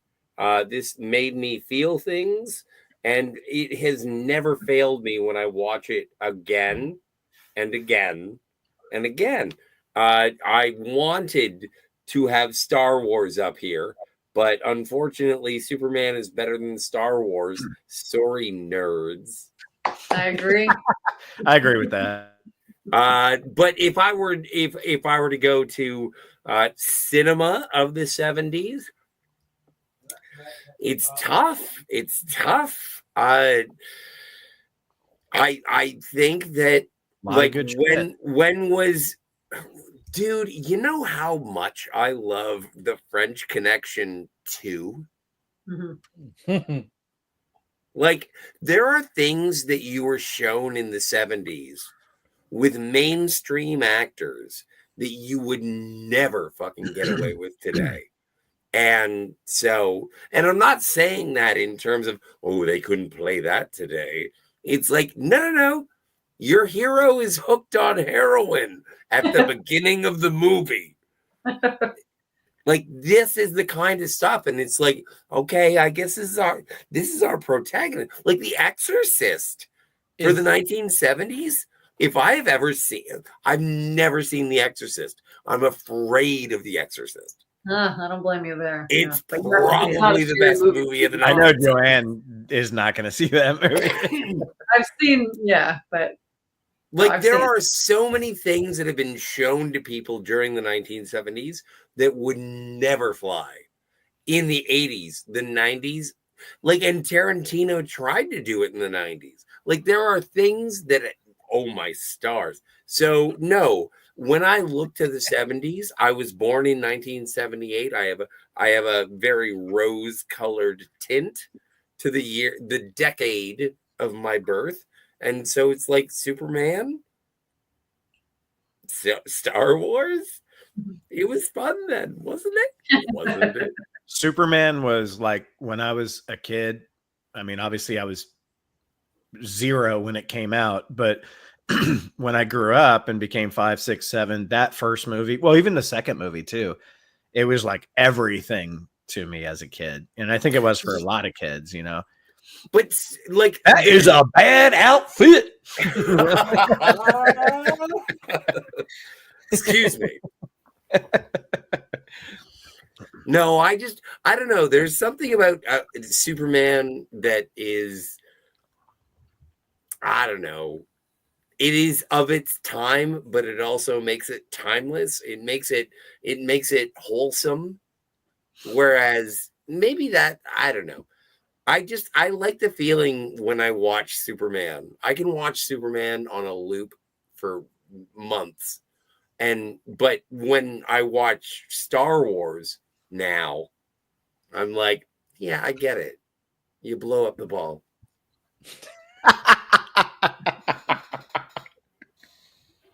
Anyway, that's my 70s. All right, Kat, I know you didn't have a lot of time for this, but you're really good at this shit, so I'm sure you got something. This is a hard one, but because you have things like horror, like Alien, Halloween, Texas Chainsaw Massacre. You got like Apocalypse Now, Jaws, Star Wars. You got Dirty Harry, Thunderbolt, and Lightfoot. These are your honorable mentions. Heroes. All honorable mentions. Favorite 2 for 70s, and second would be The Man Who Would Be King, which I absolutely love that one. And one for 70s has got to go the afternoon. That is just such an, and I could put that on anytime and just watch that on repeat. It's so good. There's not many movies I admire more than Dog Day. Like watching that movie and watching how it's the storytelling through the editing and stuff. Oh, it's fucking perfect. Yep, there it is. I love it. I love it, Kat. That's a great fucking bit. See, that's an editor right there. She knows. John, no audio commentary. I have that one as well. I've never seen it. I have to go downstairs to get my access to my collection, but I have it as well. Oh man, no, dude, no. I highly recommend if I can give you a birthday present. It is something that Kat said. Yeah, you're showing Life of Brian. What is that? Well, no, this is I wanted to. Okay. I've never seen that. I'll be honest. You know how life is. You can never actually follow through on the plans you want. But I wanted to implement a thing where each night, and I know I can't actually sit now that I have a son. I can't sit and watch a movie every night of the week. But I wanted to watch a movie from a different decade each night of the week, which would force me to watch a lot of older films, which I've seen a lot of older films all the way back into the 30s. I don't really go into silent all that much, but John, you're always welcome to come over here and we could do that. Well, yeah, the real thing is, there's never enough time to really do it. But, I wanted to have like each night of the week was going to be a different decade, kind of working up through the decades, like Friday nights would be the 80s or whatever, just for fun. But, if I could get going with that again, then I would totally be picking some of those things I have on my shelf that I bought knowing that everyone's talked about them, or they have the performances and actors in it that I really respect. And it's just like, I add it to my collection knowing someday, but I need a reason to kind of drive me into watching that film instead of just putting on something stupid. Get to it, birthday boy. Come on. Give me all you got! Listen. Give me all you got! John, I bought the Poseidon Adventure because I loved a year ago, and I wanted to watch it, and I was like, oh my god! Now my great grandfather is dead. My great grandfather knew Telly Savalas, and he said he always smelled like shit, like fucking BO, and like. Did you just say your grandfather was Telly Savalas? No, my grandfather knew. My grandfather's best friend was fucking Bob Barker, or not my great grandfather. Sorry, my great grandfather's best friend was Bob Barker. Wow. Yeah. Was your grandfather spayed and neutered? My grandfather, I accidentally said grandfather. I meant great grandfather, who I barely. If he was, remember. Ben wouldn't be here. So I think there's pictures of me. There's pictures of me as an infant being held. Barker must be. You're talking great grandfather. That goes back a long way. Thank God there wasn't. Well, I was almost 100. Being held by anyway, we have the same haircut. This awkward. Anyway, John, let's move to the 80s, which might be the most exciting. The greatest decade ever. Even though every single one of us was born in the 70s. Yes. Does everybody here agree that the 80s is the greatest decade of filmmaking? It might be, but hey guys, can we give John a happy birthday? Cheers. Happy birthday! You disagree, or you did agree? I was saying I'm not born in the 70s. I wasn't born until 88. Yeah, she's young, man. She's a pup. She's a pup. Yeah. But 80s and 90s are like a tie for. But anyway, John, go. Okay. My favorite movie, the 80s? I don't know. I don't know what that would be. Yeah, right. Well, see, here's the other thing. Anytime we talk about my favorite movies on this show, and I bring up that it's like my whole top 5 is populated by James Cameron movies, except for the one behind me there, Monty Python and the Holy Grail. The other 4 are James Cameron movies. So when I'm talking about the runner-ups within the 80s, they're still just James Cameron movies. So it's Terminator and The Abyss. Those are 2 of the runner-ups for me for the 80s. They are at number 3 and number 4 on my personal list. And at number 6 on my personal list is the other film from the 80s, which is Die Hard. Yes. You know, everybody pretty much agrees with those being, well, I don't know if everybody has universal love for The Abyss the way I do, but Die Hard and Terminator, stone cold classics that everybody pretty much agrees with and considers some of the best action movies ever made. And it's not just that I like action movies. Like, I think they're great films beyond the action in them. They tell great stories. They've got. Can I ask you a question about The Abyss? Yes, go for it. Don't you think it is one of the most aggressive love stories you've ever seen? I really like it as a love story. What do you mean by aggressive? Yeah, but what I mean is that they hate each other. That's love sometimes, buddy. Well, no, and maybe I haven't experienced that love, and I'm not saying it's bad. Like, I really like The Abyss as well. I think it's great, and it is something about that movie where it's like this is fighting for love, but it's very aggressive. Sure, okay, I can get behind that. Yeah. I do enjoy that movie, but it's not a good time. It's a great time. It's a wonderful time. Not if you're getting slapped in the face by Ed Harris. As much as I am You this saved her life. uber fan of James Cameron, yes, and I am willing to admit that The Abyss is really just a remake of Aliens to some degree. It hits the or same Leviathan.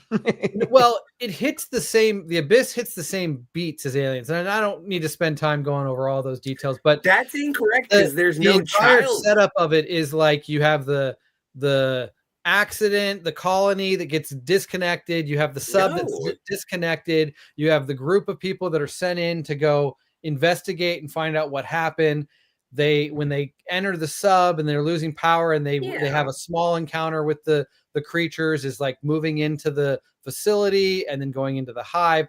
It's kind of like the entire setup is the same build up to get to, and then the climax play out differently, but still. I disagree. It's Well, been a while since I've seen it, Well, but I disagree with you. Scotty and I had this conversation about how Aliens repeats all the beats of Alien. Just as an action movie instead of a horror film. Yeah, I'm sure it does. I mean, for many films do people that. Watching, please join the poll. We have a poll up. What's your favorite 80s James Cameron movie? Would it be The Terminator? Would it be Aliens? Or would it be The Abyss? So please chime in. Unless somebody's so really you can choose you can choose The Terminator or The Abyss, or you could be correct. Or you could be correct, yes. Which is why Aliens is my number one movie. It's also my number one movie of all, not just the number one of the 80s, but the number one movie ever made. We have whole episodes, multiple episodes talking about this movie to some degree. You know what, John, on your birthday, I do have to ask you, like, we had a conversation and you were like, hey man, why do you like the sequels so much?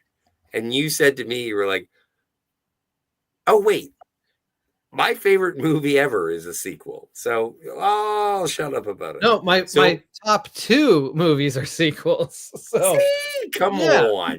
Sequels are rad. But they are very special sequels made by a certain filmmaker that it doesn't matter what film he's making, whether it's the first or the 10th film in a series, he's going to make it great. So how many of the Avatar movies do you like? Well, they're my least favorite James Cameron movies, both of them. Fair enough. I don't mean to. Well, I mean, other than Piranha 2, but I barely count that as a real James Cameron movie. No, I love that. What's your second favorite? Well, we're going through the decades, so we'll have to. It'll come up later. Okay, it'll come up later. Yeah, we'll get there, but I have to say I like Piranha 2 more than Avatar 1.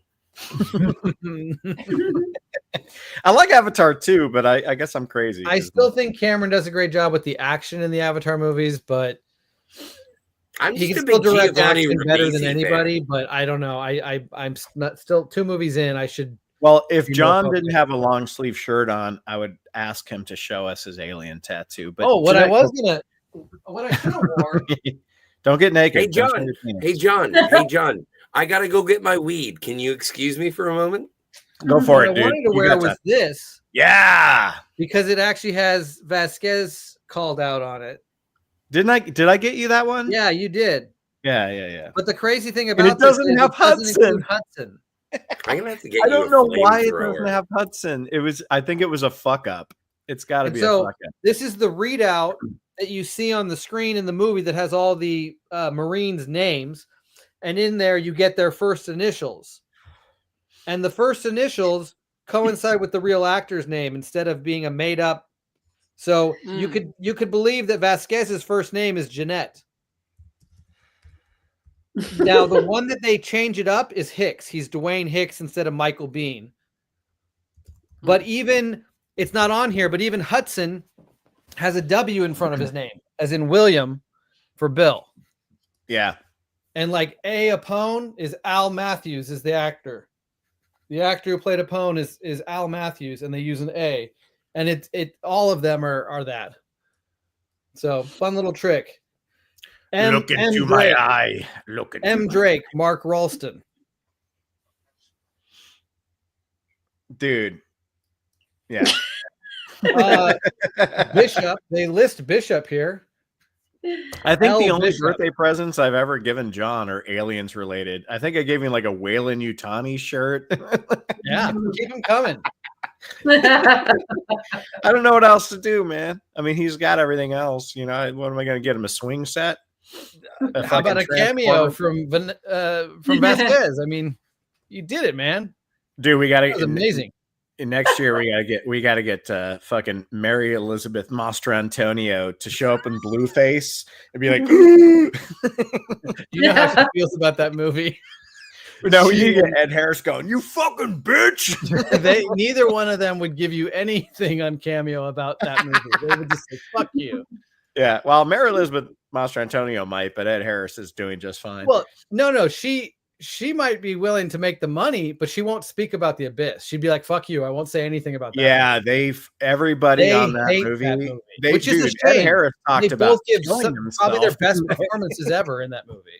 Dude, Why Ed did Harris they hate talked it? about killing himself during that movie. Like, Because of that's the torture insane. they were put through with all the diving. Well, and he almost died. specifically- Who was the one that almost died? Harris and- almost drowned. Yeah, he in almost a drowned. mix up where a safety diver put the regulator in at a moment where he needed it, put it in backwards, and he was sucking in water.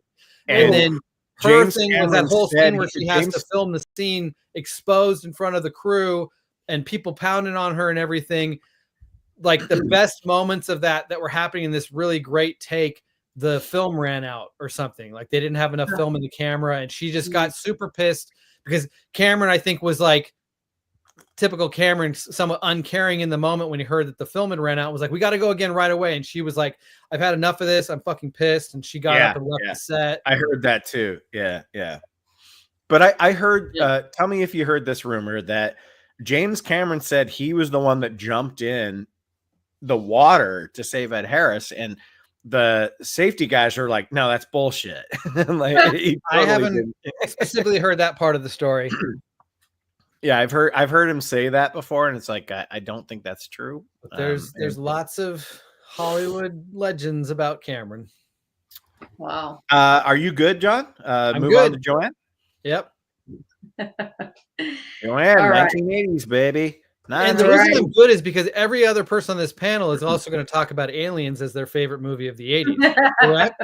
Right, everybody? Yeah, no, it's totally my no favorite comment, movie. no comment, no comment. I have a You're all tattoo, but I wrong. can't show you where. Oh, I'm aware. Joanne, you were saying. So yeah, here's where I started getting longer lists, and was unable to rank or choose a single one. So I'm just gonna go through the list. Sounds like what you're doing, Ben. So for the 80s, I've got The Shining, Ghostbusters, E.T., Who Framed Roger Rabbit. Hey, you stole my fucking thing. Oh yeah, I forgot that you had that cool, one that you showed. Keep going. Some of these I actually saw recently, like Possession from 1983, Movie is fucked up. That acting was phenomenal. It's great. Glorious. I was almost afraid to watch it because, as you know, how I feel about possession, which I did see The Exorcist, a long time ago, but I probably won't watch it ever again. Yeah, that was excellent. Sophie's Choice also. Yeah. Good one, Joe. Very good. After Hours, I watched recently too. That was a cool one. Which one? After Hours. Oh, man, Martin Scorsese, Griffin Dunn. Yeah. Because a few months ago, I realized that I hadn't seen very many Scorsese films, actually. So that was Fiorentina. That's a very unique one too. It's very different. It's off the beaten trail. Check out The Last Temptation of Christ and let me know what you think. I did. I did see that as well. Yeah. As a Christian, what do you think? We should have a Jesus movie. I personally think Scorsese did his best work in the 80s, but we'll get to that. We should watch Last Temptation of Christ, the Passion of the Christ, and then also Hamlet. Jesus Christ Superstar. Okay. With Cynthia Erivo. That's what they're doing. They're making one with her. I know. I heard about that. Anyway, I heard about that. I can't wait for a black lady Jesus. Let Joanne continue, guys. Yes. No problem. My Neighbor Totoro. I did not realize that was from 1988. I thought it was way newer than that, but I've never seen it. Why does it fill your heart with joy? Yeah, you have to watch that. That's a lovely movie. Okay, Terminator. Yeah, please do. Terminator, Blowout is another one I watched recently, and the most recently one that I watched was Stranger Than Paradise. It's very cool. Yeah. Okay. So that's my list. You're getting all art house, Joanne. Yeah, I know. So I've been trying to watch some older movies, and I ran into some that are really interesting. Stranger Than Paradise. Who's the director of that? Yeah, who Jim was that? Jarmusch or something? I'm trying to remember the name actually. Who's in it? Had a really cool feel to it. Is that the Harry Dean Stanton one? Hold on one second. I think you're right, John. I think it may be a Jarmusch. The story was. It's God. Does it have Harry Dean Stanton in it? Because that's a good bet that it's a Jarmusch. No, I don't think. Oh yeah, Jim Jarmusch. Yes. Wow, Scotty. Yeah. No, that was John. Scotty. That was all John. I was just supporting him. I'm sorry. Wow, good call, guys. But it's got like a really cool feel to it, because like not like a whole lot of stuff happens, but like it's kind of slower, and then you just kind of follow these three characters, and I like that kind of movie. Booger in the chat gets it. Not to be confused with Club Paradise, which was like John Rob. No, that was a Robin Williams movie. It was Robin Williams. Yeah, it was like a rush. Yeah. Good dude, Booger. Nice poll, man. Nice poll. Yeah, man. Sorry for the interruption. What about Club Dread? Yeah. Oh my God. Bill Paxton. Bill Paxton. Yeah. Rest his soul. Joe, what else you got? That good? That was the 80s for me. What was your number one? Did we hear what specifically was the number one? I think I'm gonna go with The Shining. Yeah. Awesome, because that was my number 4. Like if I added one more honorable mention beyond Die Hard, it was next. That was The Shining. Which to me feels like a 70s movie. I almost just want to call it a 70s It does movie. feel 70s, yeah. But it's technically an 80s movie, and it deserves its credit for one of the best of the decade, but it does not feel like it's part of the decade. I know. Well, it was just barely made it into the decade. I'll throw up, now I'm going to do it right. My honorable mentions of the 1980s. The Road Warrior, The Breakfast Club, Blue Velvet, My Dinner with Andre, 1980. What? Which is free on YouTube, everybody. I love that movie.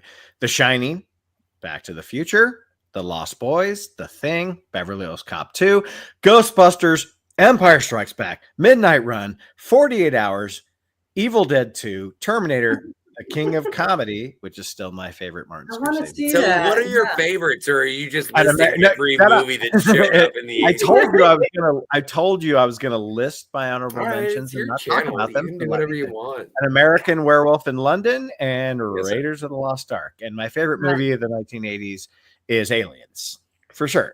I mean, me and John have already we did a 35th anniversary special. He knows this. You know There we this. go. It's We're one of the not best. allowed back It's one of on the the best channel technical, unless we say that Aliens achievements is our ever favorite. made. It's just brilliant, from the script to the actors to the characters. Like, it's a perfect movie. Need I say more? I do not. So I'm going to let Scotty go. Jeanette 'cause Goldstein could say more. Aliens is the best movie of the 80s. There's just no question. So. Right. And so that's why I want to say that my favorite movie of the 1980s is Aliens. Yeah. All right. Well, I I am don't getting think my that there's birthday. any argument. I think Because I it's know Joanne second. loves Aliens too. Scotty, can I tell you that I thought you were going to say Weekend at Bernie's because that was 89? That's my number 2. But no, I'm not joking. Like Alien versus Predator, Toontown is my favorite. Like, this is honest. And why are you showing the DVD of Roger Rabbit? No, but this is my favorite movie of the 1980s. This is my favorite movie of the 1980s. Roger Rabbit. Like, and I mean this in all earnesty. It's I feel like I'm having a stroke now. I think it's a technical marvel. I think that it is absolutely earnest in its presentation. I think that it appeals to all ages. And I think that if I had to choose one movie to watch forever from the 1980s, I think it would be this one. Wow, cool. My second favorite is Weekend at Bernie's. My third, sorry, that was my fourth favorite because my first favorite is Aliens. Exactly. But I did, you know what? I really, really wanted to put in Back to the Future Part 2 because it is such a time capsule of the 80s. And for some reason, and they filmed it in 87 or 88. And it's like, I love that movie so much. And when I think of the 80s, I was like, I need a Back to the Future movie. And it has to be at least one of the 3 movies that were, anyway, 2. Let's go 2. I wish they could have had all 3 come out in the 80s and not have a release schedule where the third one came out in the 90s. It just feels weird that third film isn't part of the 80s selection of films. Because at least Indiana Jones, you've got a really great trilogy within the 80s of the Indiana Jones. Yeah. But you don't have that with Back to the Future, which would have been the perfect trilogy. It's the perfect trilogy, but it's like, wish it all could have been in the same decade too. Just make it feel a little different. Well, I have a question. Is Indiana Jones and the Raiders of the Lost Ark like the best movie of the 80s? Personally, I like Last Crusade. Last Crusade is my favorite of the Indiana Jones. And then Raiders, then Temple. But I really love Temple. Like, it's not like I Temple. love Temple too, but I'm just saying, like, it's very, I don't know. You know what? It's strange, and I appreciate it. So what you're saying is that Aliens is better than Raiders of the Lost Ark. Aliens is better than every movie ever made, and I've said that repeatedly. Do you have a tattoo? Do you have a tattoo? It's more like mush at this point. You can barely tell what it is. Come on. Anyway, I'm just playing with you on your birthday. Discoloration on my skin is what it is. I already said Who Framed Roger Rabbit. Who's next? Okay, so in my list for the top of the 80s, I have a lot of the same honorable mentions as everybody else. But I also have, in terms of top 10, I have The Shining, Airplane, Empire Strikes Back, Back to the Future Part 1, Okay, Gremlins, don't be mean. Who Framed Roger Rabbit, Raiders of the Lost Ark. Oh my god, this is such a hard because it's like I agree with Scott that Who Framed Roger Rabbit is the movie of the 80s that I could put on repeat and I would not get bored with it. Right. You absolutely love that movie and Gremlins, but I'm gonna have to give the edge to Indy because all three of those movies in that trilogy in the 80s were interchangeable when I was a kid. Watched those, wore out those VHS tapes. So I got to put those three, like probably Raiders, I guess.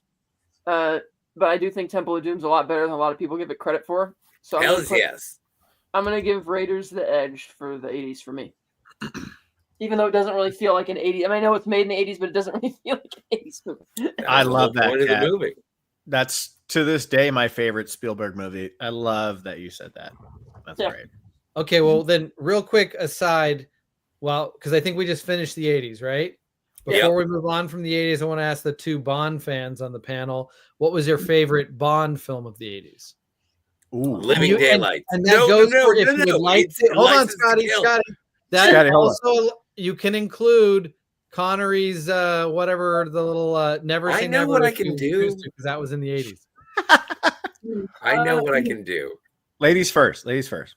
I admit I have a soft spot for View to a Kill just because I love Christopher Walken in that movie. I think he's a great top 5 Bond villain, even though it's not a good movie. That was my first Bond film. That was the first Bond movie I ever saw. Yeah. And I also really liked Octopussy, but I think I'm gonna have to give the edge to Living Daylights. That one is Dalton is very like the closest to the literary Bond, and that is more.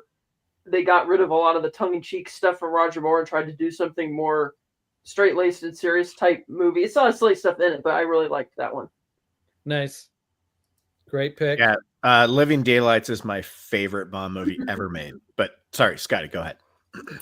License to Kill, because that was kick-ass. And also Carrie Lowell. Yes. You gotta love the decompression chamber where the head explodes. Oh yeah, when his head explodes. Come on. That movie was PG, by the way.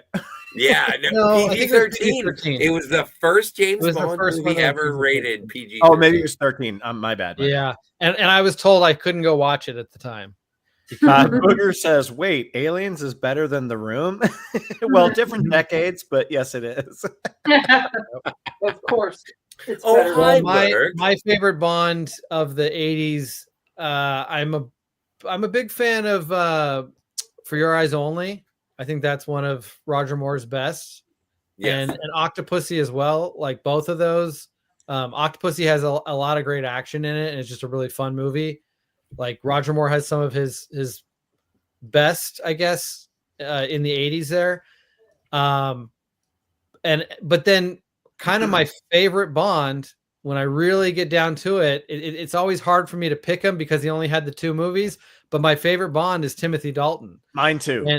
And so my favorite Bond film of the decade, I'm going to go with License to Kill, because I think even though I think that I don't know why I win. I do hear people talk about it kind of feeling more like a typical 80s action movie than the vibe that it needs to have as a Bond movie, which you mean because he's after a drug runner?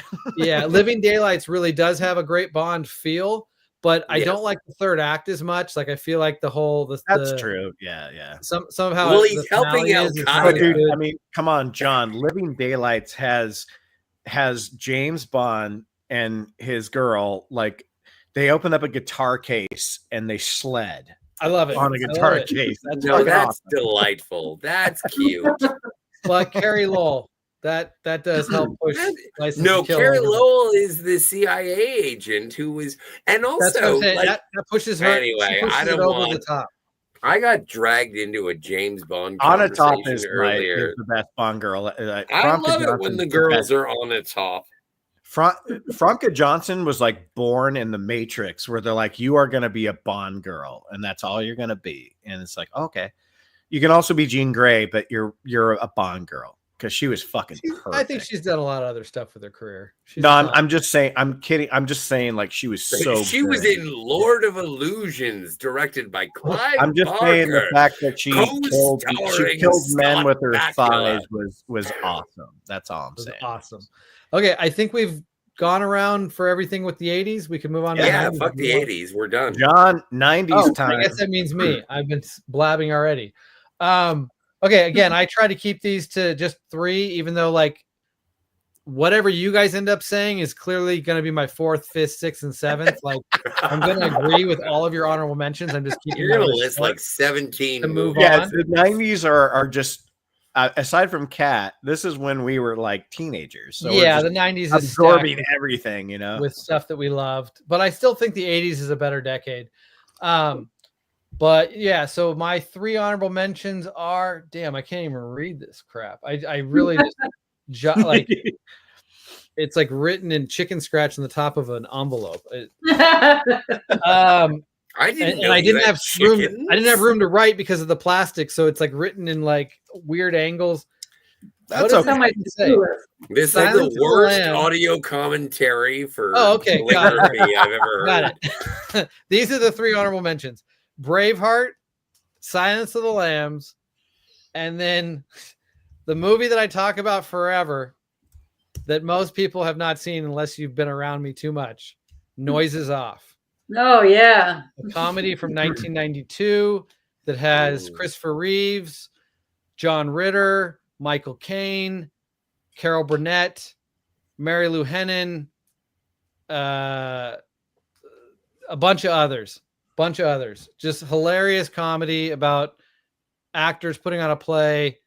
If you've never seen it, you need to see it. But it's Monty Python and the Holy Grail is my favorite comedy, but Noises Off is in my top 10. And it's that other movie that kind of why I brought up earlier about quality. It's the movie that I always struggle of like, there are masterpieces of all time. And I'm putting this ahead of them because I mean, it does amazing things within its own genre. It's one of the best comedies ever, in my personal opinion. It's really well written. It's really well acted. It's shot like it's not super artistically shot, but it doesn't feel like sometimes when you say, oh, this movie feels like a play, it is filming a play take place, but it doesn't just feel like it's a play. It still feels not cinematic. It's like many comedies. It's not trying to push the boundaries of visually interesting and cinematic. It's putting the comedy and the characters and the writing first and foremost. But all of that stuff is so perfect. And the buildup of humor is unlike any other movie, in my opinion. The way this movie keeps getting funnier to its final moment. Antissa. What? Antissa. The Antissa? But anyway, Noises Off. You need to seek it out. But that is not my number 1. That is on my personal list. That's my number 10 favorite movie. My number 2 favorite movie, which takes the place for favorite of the 90s, is another James Cameron movie, the masterpiece of Terminator 2. Yay. Great movie. You are so predictable. Yeah, it's not even on your birthday.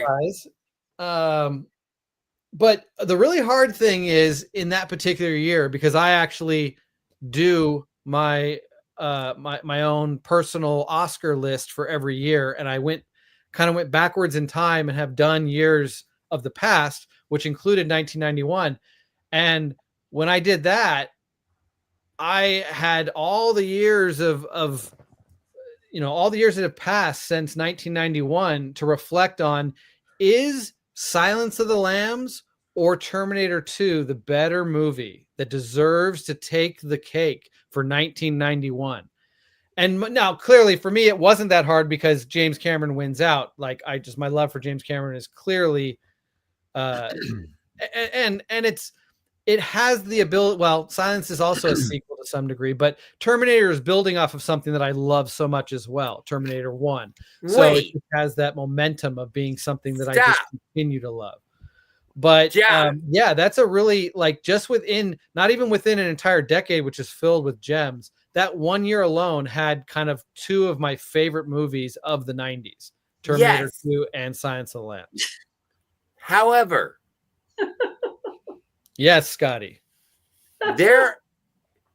While I do appreciate the technical marvel that is Terminator 2, in terms of cinematography, that's not how you do that.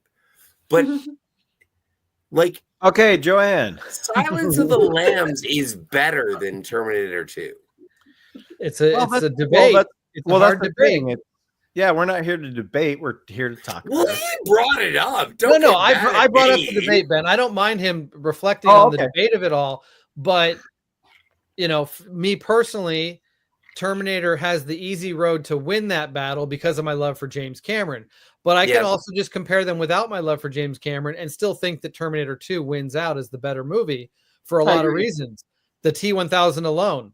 But then you could say Hannibal Lecter. Like, they're both iconic. I don't know. Well, like, no, but I'm not even thinking my about point was, what a stacked year. Like, I know 94 has the battle of like Pulp Fiction and Shawshank, but and that was a personal battle for me as well when I had to decide that year. But 91 made it even more personal because of because of Terminator 2. Like, I also have a tattoo of Terminator 2. So yes, you do. It's another one that marks my body, and therefore it wins out. It's easy for it to win, but it's almost like a shame for me to see Silence lose because I love Silence that much too. That's kind of the point I was making. Here's the thing, next year I'm going to get Robert Patrick to send a cameo. There you go. Dude, that guy's looking rough though these days, man. That was it for me. Thank you, guys. Moving on to the next person. Hey, James, what's up, buddy? Hey, Joanne, go for it. 1990s. 90s. All right, I'm gonna go for my list here too. This is exciting. I'm going for the same, obviously. Silence of the Lambs, Terminator 2, Schindler's List, Shawshank Redemption, Toy Story, Fight Club, Sixth Sense, Lion King, Truman Show, Groundhog Day, and my very favorite, Office Space. Yes. Wait, Office Space was the winner? Office Space. Okay, yes, so yes, my I love you.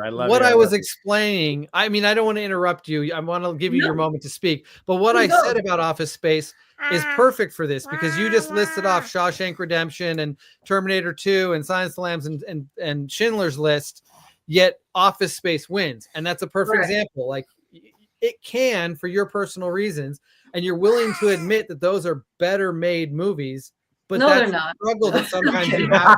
Okay, maybe not, but that's the struggle that sometimes we have to deal with of like, I get that something's better made. I'm fully aware of that, but I have to take my personal taste. But I usually lean towards the better made movie is my way I make my decisions.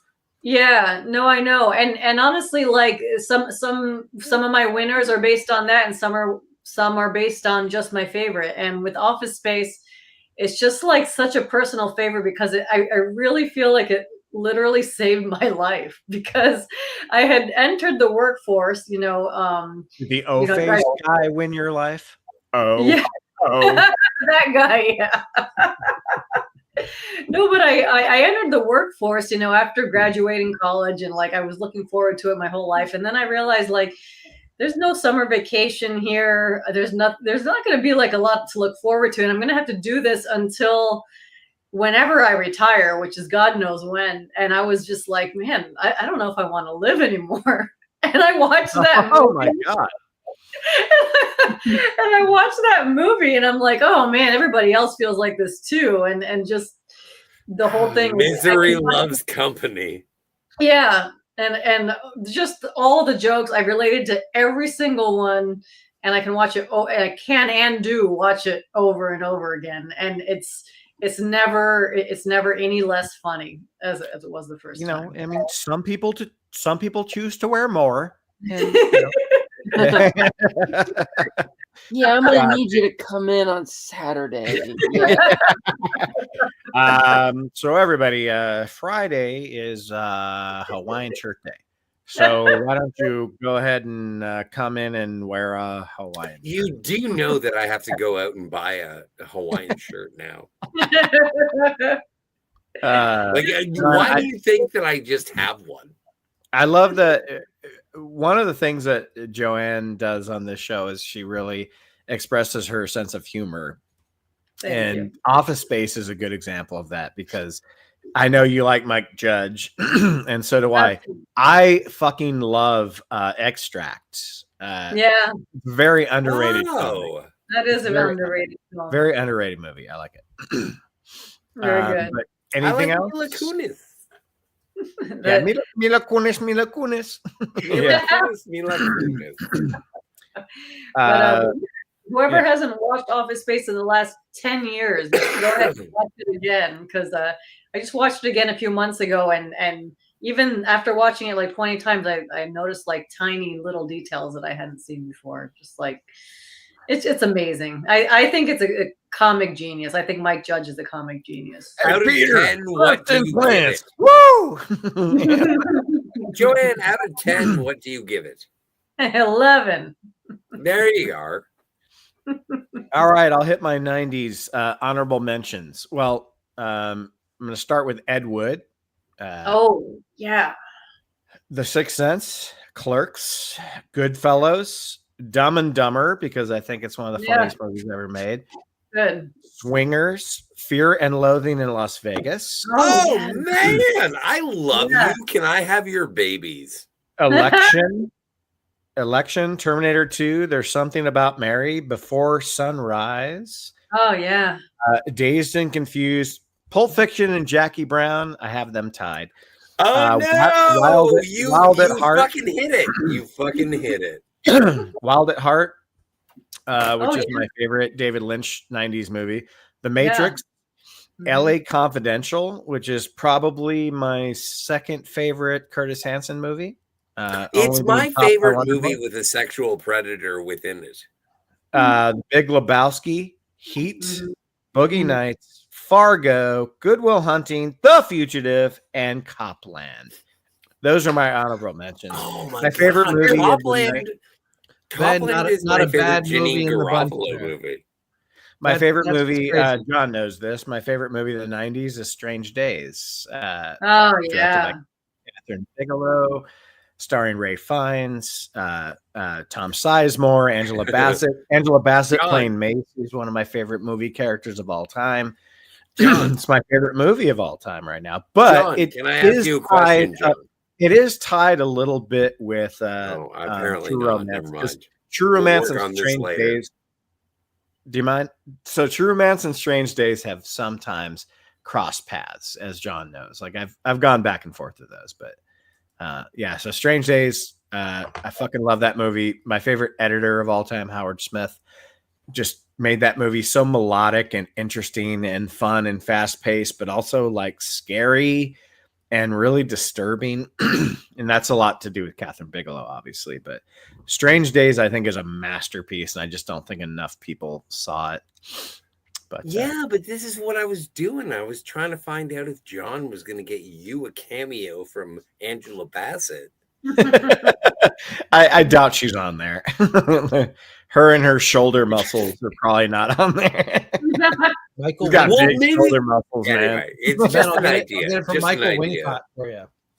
Okay, Dude, that's oh my good. god!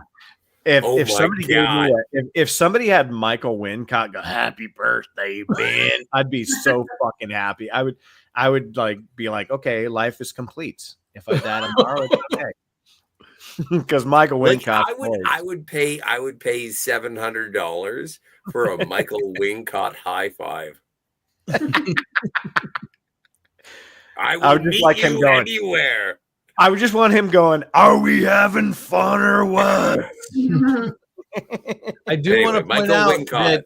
that this is the second decade that we have two people on the panel picking a James Cameron project to Yeah, be James Cameron singled out as the co-wrote best of the James decade. Days. Yeah. So anyway, my 90s is Go for it.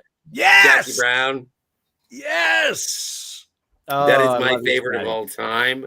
So I good. think that, So good. I think that there are two movies that changed cinema in the 90s. One of them, actually, three of them were Quentin Tarantino movies and The Matrix. And that was when everyone, well, Clerks. So like 7 movies.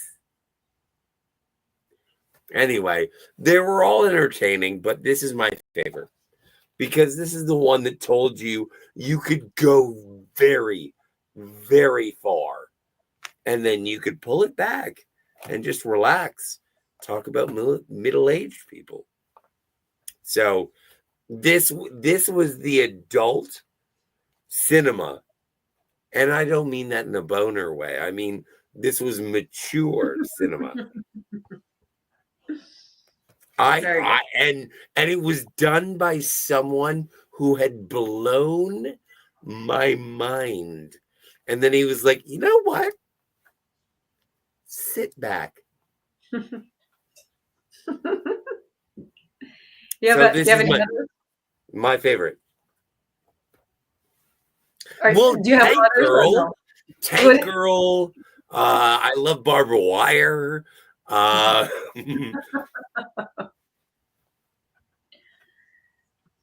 was Awesome. Barbara Wire. Yeah. Barbara Wire, starring Stripperella. All right. Nice. I guess it's Kat's turn then.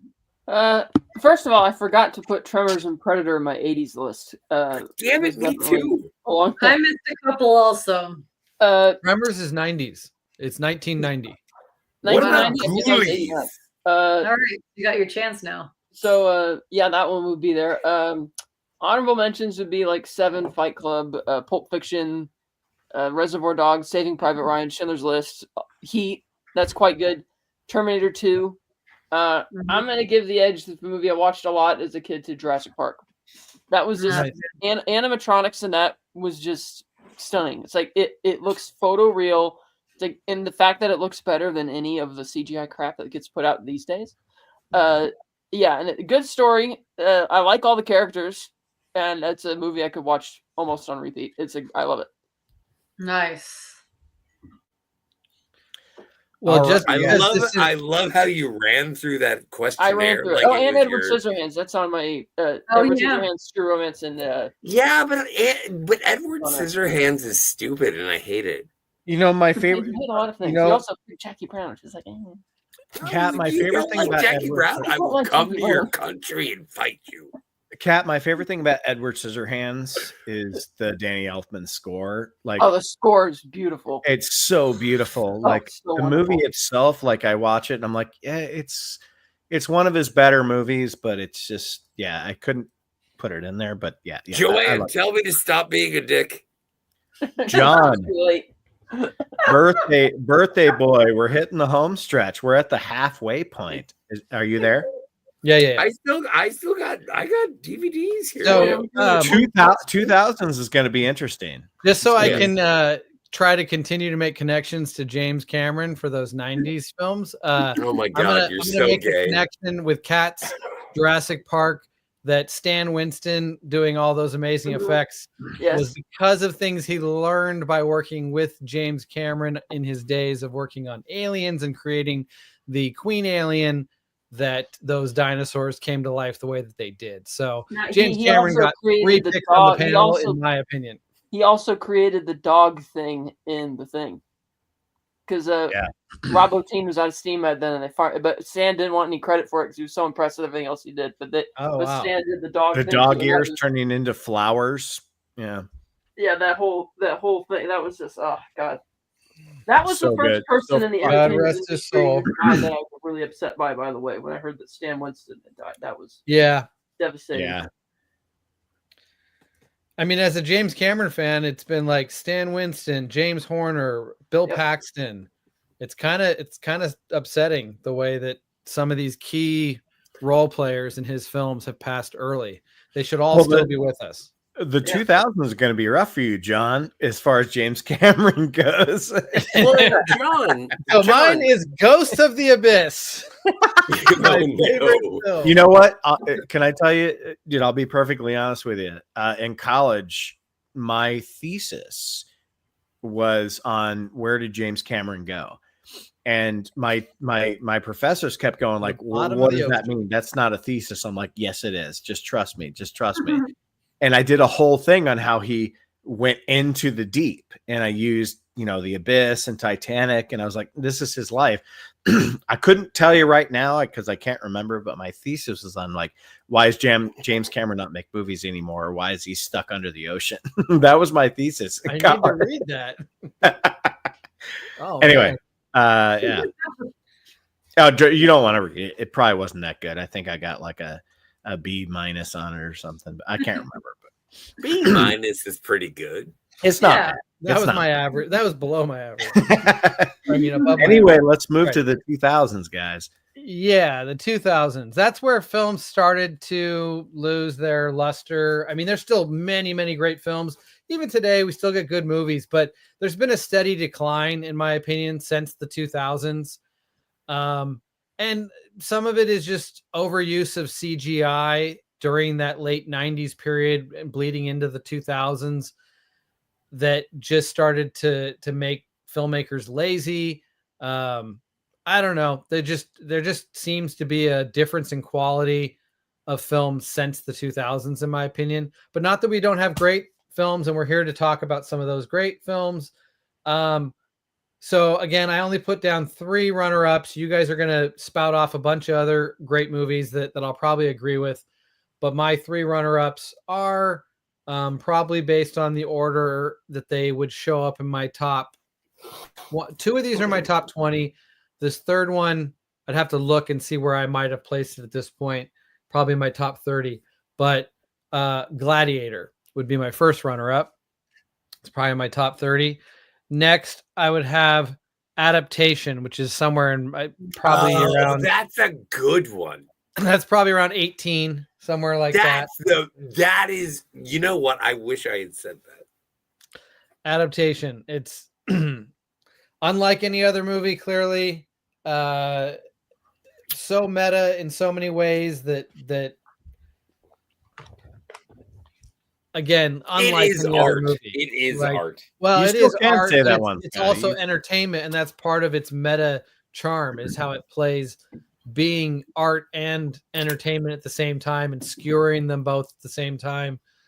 And then just Nicolas Cage's performance, the dual performance, again, back like I wanted to. That's part of why I wanted to highlight what I loved about the dual performance in Mickey 17 was reminding me of one of my favorite movies, or maybe safe to say in this panel, 2 of my favorite movies. The next one I'm going to talk about also has a dual performance.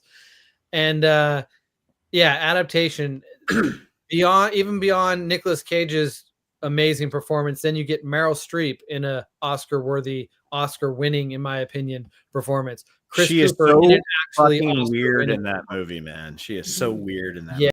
One of her best. And I we did a show where we talked about our favorite actors, and I said essentially Meryl Streep's my favorite of them all, and that's got to be one of her best performances ever. So, ladies and gentlemen, I know this isn't just a birthday party for everyone here. Don't forget to like and subscribe. But if you haven't seen Adaptation, you should. And then what it has to say about literature, not just filmmaking, not just entertainment at large. It's talking about, all kinds of forms of art at the same time, but is apparently actually an adaptation of a real book in its own right. The film is still an adaptation in its own strange way of a real book that exists. And then there's real people being portrayed in the film, but obviously done in a different way than they really exist in real. It's just such a fascinating movie. It is a beautiful movie. It's a movie I haven't seen in a long time. Like certain movies like that, as much as I love them, I don't really rewatch them all the time because you just got to have the right. Have you ever seen Synecdoche, New York? Well, because I became such a fan of adaptation, it took me by storm. Where in 2002, I was heralding it as like, wow, this is the masterpiece of this of our new decade, of the new century. Like, this was new filmmaking. This was breaking new ground for me. It kind of blew my mind in a lot of different ways. So I became and I already really enjoyed Being John Malkovich, but that was just a quirky comedy that I thought was unique, but didn't totally blow my mind like adaptation. So the next films that had anything to do with Kaufman or Spike Jonze, I was very excited about what they could be, and none of them lived up to adaptation, in my opinion. But yes, I've seen. But did you see Schenectady, New York? Yes, I've seen. I own it. Really? Is it any good? I've never seen it. Oh, it's super strange. It's super strange, super serious. Strange. It's unique. It's not a film I revisited, but I do own it because I respect Kaufman and Spike Jonze. But yeah, no, fair enough. But anyway, that's cool. Revisit the chat. Represent this as in the 2000s. Number one's Gladiator, followed in order by Sideways, Master and Commander, Napoleon Dynamite, and Batman. That is not a bad list. That is a good list. Well, yeah. Gladiator was one of my runner-ups here. Adaptation was next, and the last one I'll give as a runner-up, and I'll just be quick about this: The Prestige. Yes. The next film to come out in the decade and the century that had me saying, wow, okay, this century has some movies that can crack that greatest films of all time, which I'm always chasing. No, they didn't crack Aliens. They didn't crack necessarily even my top 10, but they did what very few movies had done in my lifetime, where I actually sat down and said, wow, I walked out of a movie. And to be honest, Prestige took 2 watches for it to make the impact that it needed to. It didn't make sense the first time, right? I totally got it, but it was kind of like and it was coming off of Batman Begins, which was my favorite film of the previous year, and coming off of the high of Nolan cementing himself as somebody who, no matter what movie he makes in what genre, I'm going to be down for it. So it felt a little bit like a letdown slightly on the first watch. It was a little confusing with all of its jumping around, but it explains itself so clearly by the end, but it doesn't. And mainly what blew my mind even more, even though I took it all in the first time, rewatching it and just seeing how open Nolan is with secrets in front of you, showing his cards, as a magician, or misdirecting. The different tricks he uses to either misdirect or show you the truth when you don't know the truth on that second watch is where I was like, oh my God, this is genius. This is one of the greatest screenplays ever. And again, it was just like, it blew my mind and showed me that there are still, like, Nolan's clearly a filmmaker of this new century, in my opinion, the greatest filmmaker of this current century. And so, yeah, just that film Prestige made him, he's put out a lot of films since then that I've really respected, but that's kind of the pinnacle for him, in my opinion. Yeah, I agree. I think that movie was more fringe, where, like, I honestly think he should have won for Dunkirk more so than even Oppenheimer. I felt Dunkirk was a fucking masterpiece, but so was The Prestige, but it was just not that kind of movie that was going to get that traction. Dunkirk was Sam Mendes. No. So I feel like I spend more of my time talking about the runner-ups than the winner, because then I take my time here. I was thinking about the running movie. To put the picture up of my winner, but here's my winner. I know what it is. Of course. Of the first of the 3. Just a perfect movie. And again, it's just like, this was my childhood come to life, playing Dungeons and Dragons. It was brought to life in not just, they made a movie and it was kind of good. They made a masterpiece. You say Lord of the Rings, I'm having a smoke. And so, yeah, I don't need to espouse about it forever. It's just, everybody knows why Lord of the Rings is one of the best movies. Oh my God, I'm having a smoke. And in my opinion, the first one is the strongest of the 3.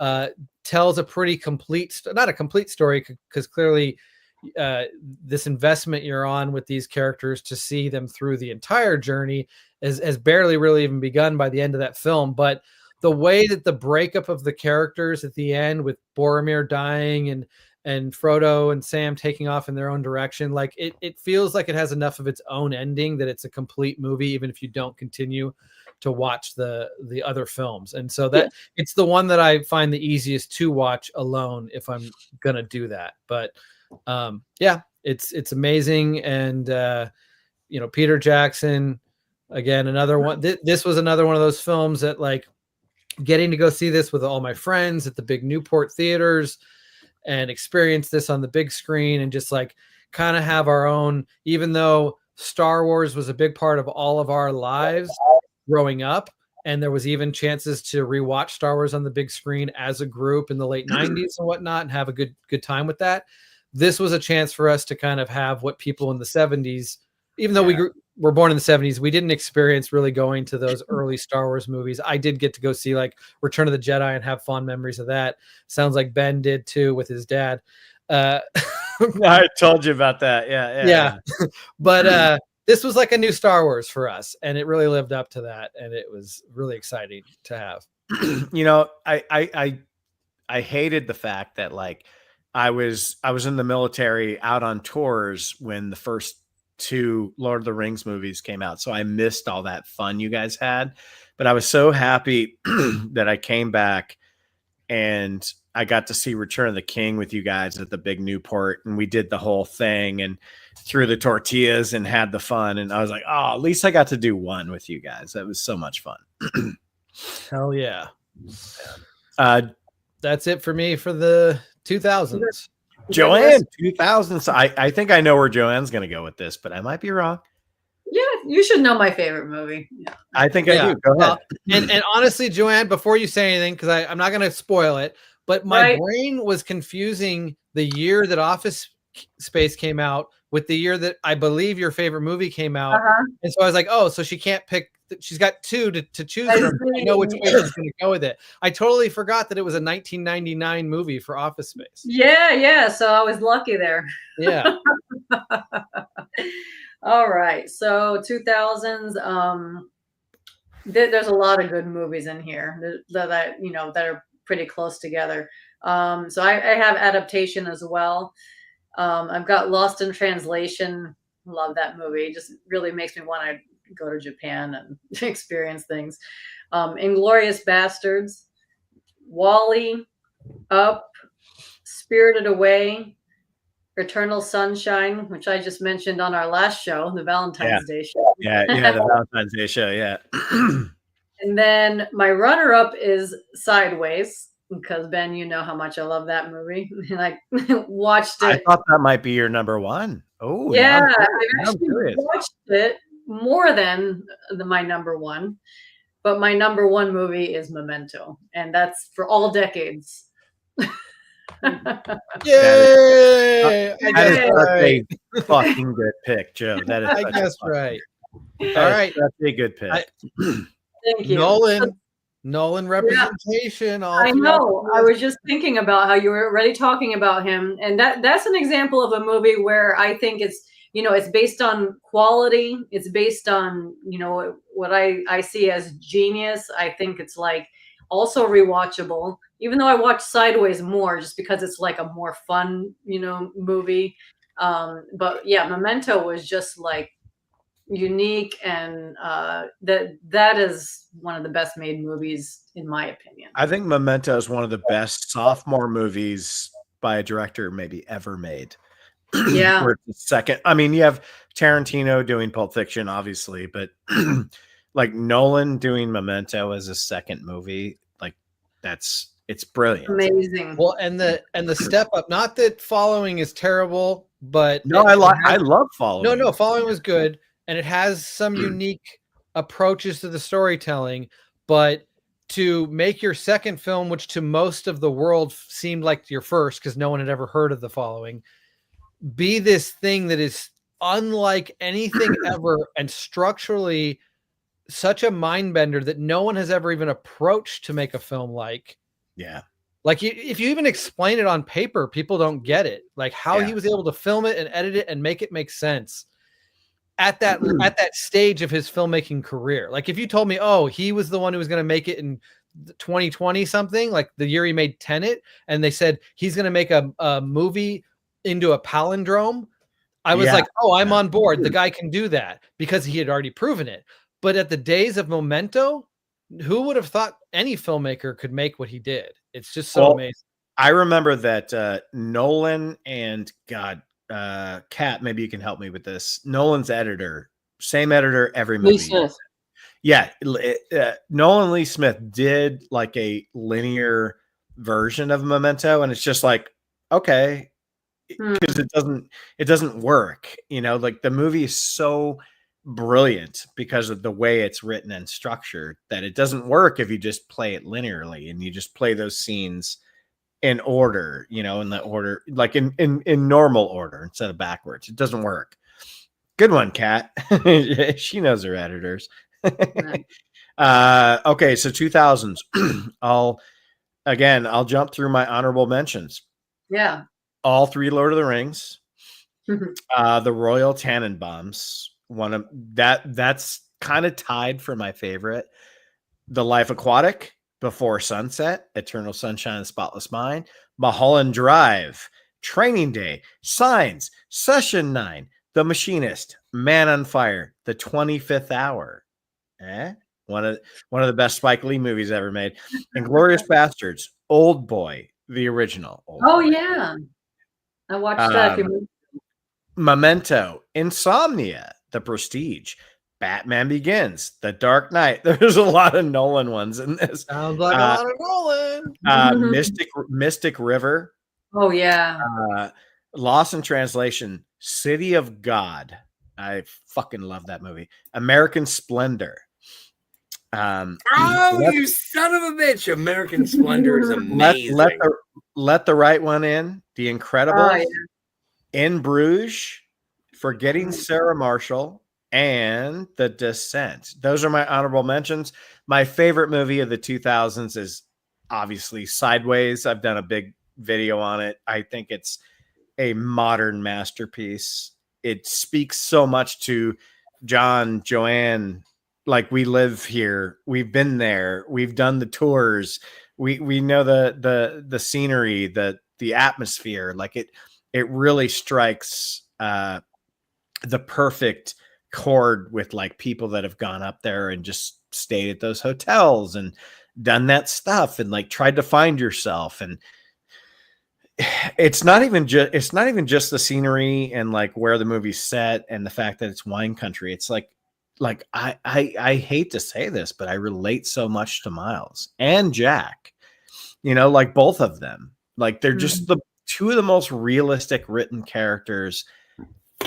And they're from a novel, obviously. They're from Rex Pickett's novel Sideways, but they're not fucking around. Like they're not trying to make them anything that they're not. And like, it's when you go up there and you go and do that thing and you go spend time in wine country, it's like, yeah, you're these guys, you may not be as depressed or whatever from time to time, but don't underestimate me. Well, John knows, like, I mean, Alexander Payne, like he, just like Milos Forman, but even more so, like his movies speak to me on this just astronomical level where like, I feel like I'm like, man, I need to be making what this guy's making, so yeah, Sideways. Downsizing, that one really spoke. Downsizing sucks my dick. I hate that movie. Downsizing sucks my dick. But Sideways is an absolute masterpiece, and I love it. So that's my 2000s, guys. I know I have a lot of honorable mentions, but at least I just read them and I don't talk about it. Yeah. All right. I think you used up your time. Scotty, your turn, brother. 2000s. Oh yeah, no, I already said. No, you haven't. Well, no, you said the one. You kept twirling that around distractingly when John was taking his turn, and I couldn't figure out why. Yeah, that's what he was doing. You're all trying to not see that. Yeah. Yeah, no, this is the 2000s. You got to be kidding me. That's your favorite movie of the 2000s? Yeah. No Okay. honorable mentions? No. Okay, that's fine. Like Battle right, Royale not Kat. only launched a million young adult movies that decided to water down the booze.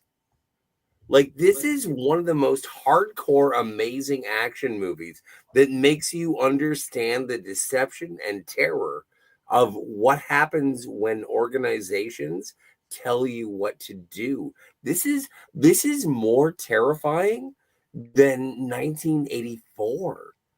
This movie, I love this movie so much. And when I watch it, it terrifies. You know what? When did oh, you know, the double butt plug Jennifer Connelly movie come out? 2001, Requiem for a Dream.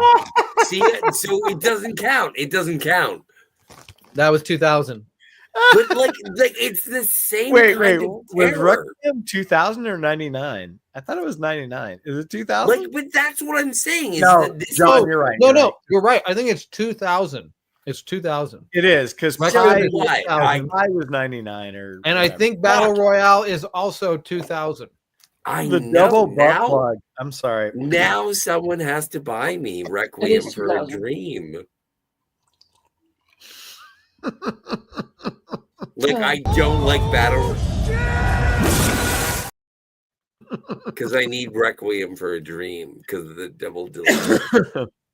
I love that movie. No, I I think this movie is absolutely terrifying. This movie, as far as it goes, as far as I'm concerned, this movie is about social degradation to a degree where everyone is fine with it. Do you enjoy Squid Games? You're going to like this. Well, that's what I was trying to say was like you have two better shows right now. You have Alice in Borderland, you have Squid Games, which are better versions of Battle Royale. But Battle Royale was first, How do Scotty. you It was mean first. better? It was the How do you pioneer. mean It was the better? I pioneer. don't think get it. so. I get it. I No, disagree. One of my favorite things. One of my favorite things about a zombie movie is that it ends. So when you get the Squid Games and it shows up for 11 seasons, don't forget to like and subscribe. All right, this Kat. shit fucking ends. It does. It does. Yeah. Anyway, all right, Kat, go. Kat, 2000s, baby. 1, 2, 3, 4. I'm trying to count how many I have here. So 4, 5, 6, 7. There's so many honorable mentions. I'm not going to run through them. So, or not run through all of them. I'm only going to pick my top 7. 7th place, The Dark Knight. 6th place, The Fellowship of the Ring. 5th place, Up. 4th place, Letters from Iwo Jima. Up? Really? Letters. Okay. Wow. Okay. 3rd place, The Assassination of Jesse James by the coward Robert Ford. I love that seen it. movie. 2nd place, There Will Be Blood. And 1st place, No Country for Old Men. Those Oh my top God. 3 being all from 2007. And American Gangster, Zodiac are further back honorable mentions, also from 2007. Oh, yeah, Zodiac. Casey Affleck was good in what's the Boston movie? The Town? No, the one where his like Gone wife Baby dies. Gone? What's the one where his wife dies? Is it Gone Oh, Baby Gone? Manchester. Oh, no, by Manchester the- by the Yeah, Sea. yeah. Manchester Well, that's a United. different decade. Yeah.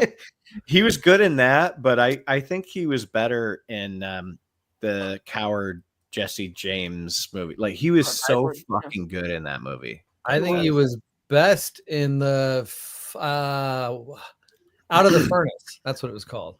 Yeah, he was. I good at liked that, yeah. him in Ocean 13. But So John, 2010s, baby. Let's get going. Let's not waste any Let's not waste my your number motherfucking one time. was No Country for Old Men. Yeah. Yeah. And that's my wife's favorite movie of all time. And I know you love it too because you have a big. Oh yeah, heart no, it on was my best picture of 2007 as well, and I'm a Mhm. big Coen Brothers fan. But yeah, and funny enough, you were mentioning how there's so many movies from 2007 that kind of made it elevated to close to the top of your list. Her second favorite movie, she says, is 300, which was also that same year. And that was my personal best picture list did include both of those movies, but as well as a lot of the ones tried you to just watch mentioned. Zodiac, American Gangster as well. So so where are we at now? tried We're to moving watch up to 300. 2010s, It is right? so boring. We're in the 2010s. 2010s. I didn't even write honorable mentions for this one. I stopped taking notes, I guess. You took notes? If I think about, well, I wrote down 3 movies and the winner next on this shitty envelope. I was like, oh, it might be addressed to Joanne, but it's not. I still get mail for you sometimes. Oh wow! Hopefully it's nothing important. I hope not, because I throw it all away. I hate mail anyway. I think most of it is like pet related stuff, like pet society stuff. I'm still getting those here, so that's okay. Yeah. But if I was to think about movies that I know I love from that period, other best pictures, I guess. Well, I always talk about how Hell or High Water is like my favorite movie since we started the show, since 2016. That's a great one. And I think I would still have to agree that would probably be one of my top honorable mentions of the decade. Is that the one with Chris Pine? Yeah. Chris Pine and what's his name? He was Archangel in that guy. I'm blanking on his name. Ben Foster. That's him. Ben Foster, he was excellent. And then it's also got Jeff Bridges and a lot of other really great character actors. Ben Foster and Jeff Bridges were actually nominated for Best Supporting Actor in that movie, and Chris Pine wasn't for some weird fucking reason. He was fucking great in that. Did Foster actually get the nomination? Yeah, he got a nomination, and so did Jeff great. Bridges. But Chris Pine was fucking amazing in that movie, and he didn't get anything.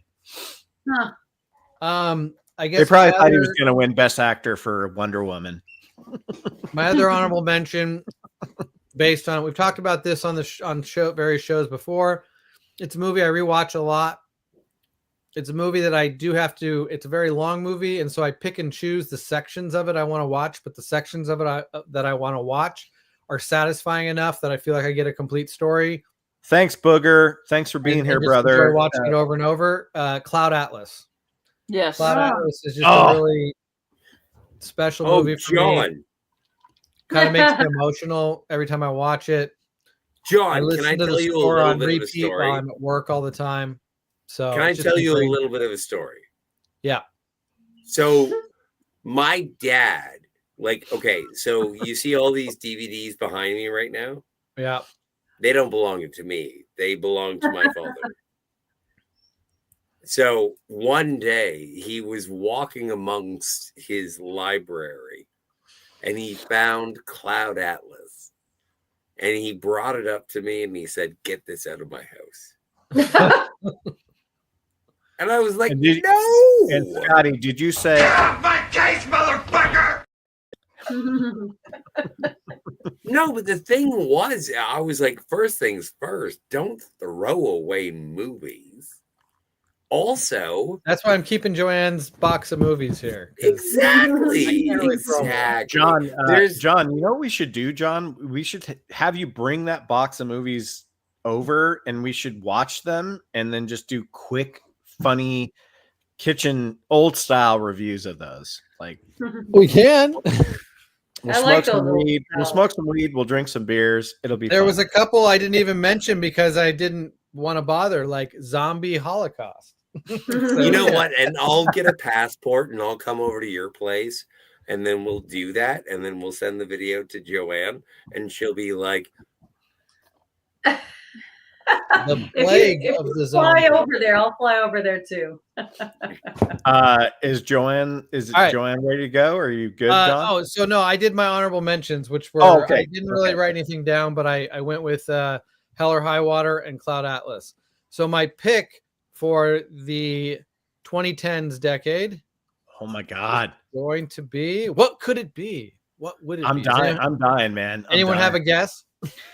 Is it, can I take a guess? Is it during our Cinema Gulp time or is it before? No. So that's what I pointed out, is that I still agree that Hell or High Water is my favorite movie since we started the show.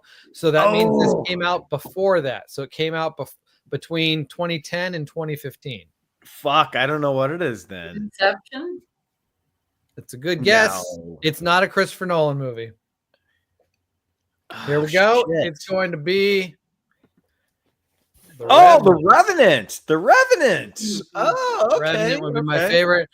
Yeah. He likes watching bears rape men, I guess. I'm just a big fan of that style of movie, of things like Braveheart, Gladiator, recently The Northman, that kind of like gritty period piece. The action and the violence is realistic in those movies. Characters, even though they're, usually the characters are very compelling in those, like, you can make that kind of movie with not compelling characters, like a Troy or something like that, and just it feels flat. Or some of those later Ridley Scott ones where it still has the atmosphere and the period piece, but you don't have interesting characters, and so the movie falls flat. But some of those greatest ones, like Braveheart, Gladiator, and I would consider The Revenant to be up there with in that class.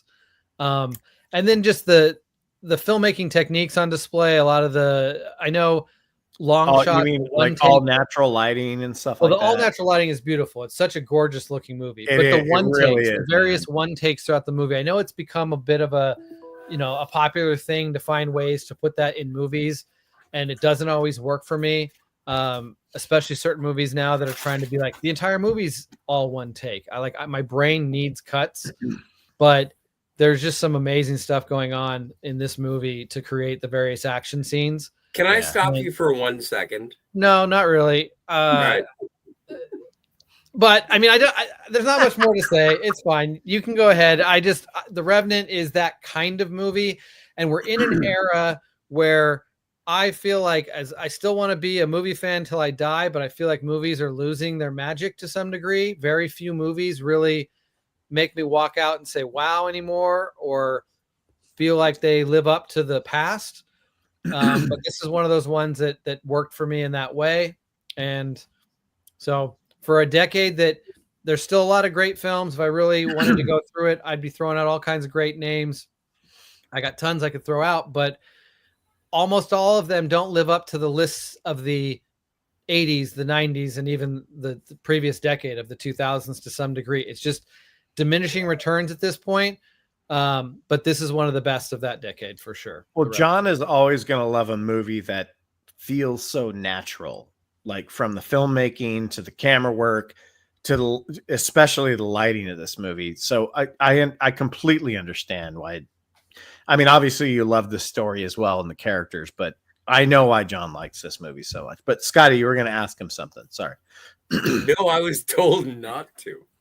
Well, no, until he finished. God damn it. Yeah, you can ask now. I'm done. You know what? I forgot the question. Well, I have two questions for you, John, about this movie. The minor question is, should God, what's his name? Bane. What's his fucking name? Tom Hardy. Tom Hardy. Should Tom Hardy have gotten that Oscar that year? Because I think he was the best character in the movie. Personally, Who did he lose it to? I forget. I forget who the Mark Rylance, I think. Oh, was it?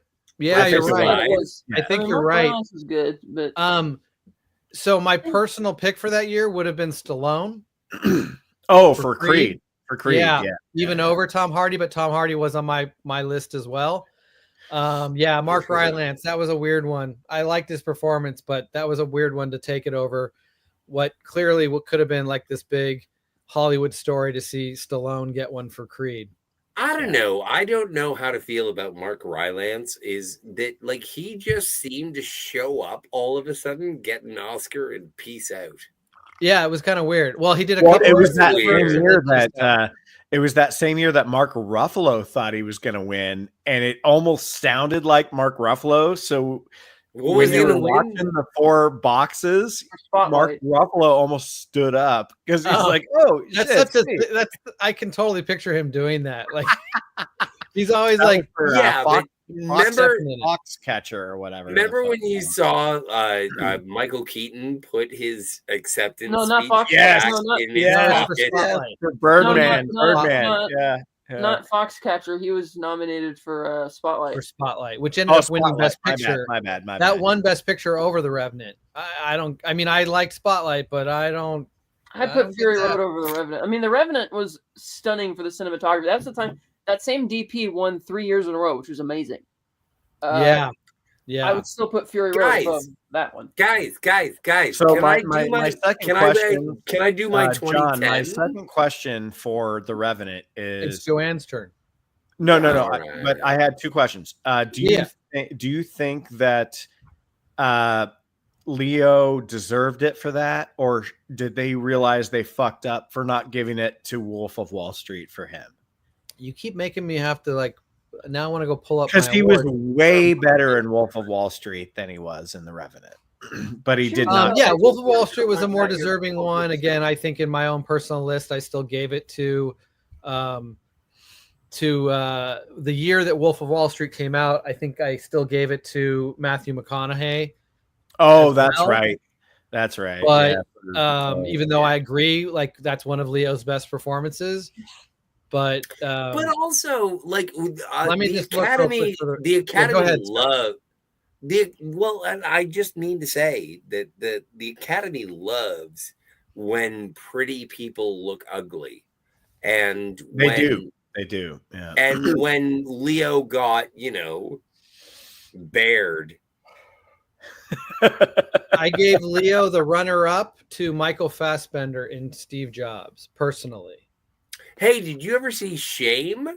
Because anyway, never mind. Yeah, well, his dick should have won best pick. His dick should have won best picture, not best actor, but best picture. Yeah, that was best it for me. Cinematography. For what movie? Joanne can go. Shame. Sorry, Joanne. Shame. No problem. All right, my list for the 2010s. I did have Inception on there. 12 Years a Slave, Whiplash, Her, Black Swan, which John, I thought you were going to mention Black Swan, but I know you've been limiting it. It was my best picture of 2010, so yes, it's clearly a loved film on my list. Yeah, Inside Out, and I actually think my favorite was Get Out. Wow. Yeah, I thought that was. Get out of here. Yeah, that's your favorite movie of the 2010s. Get Out. Really? I thought it was genius. I was very, very impressed and blown. No, it's a good movie. Just clarifying. Yeah. I mean, it's really hard to say, but when I'm looking at my list right now, that I limit it down, and then I'm just looking at these, I'm like, yeah, I think that was the most impressive to me, actually. That's awesome. It's a good movie. I liked it more than John did. I remember John, if you remember, like we did a review of it, and I liked it a little bit more than you did. Yeah, I think it was the like the best friend, and he's trying to investigate. And he's talking to like the female that cop. was the weakest all part. Of was those the best scenes friend. like take you out of what is meant to be a serious and intense story, and it just becomes goofy for a few minutes at a time every now and then. And I'm like, I don't know. And then you get the deer antlers at the deer antlers through the jugular at the end, which was great.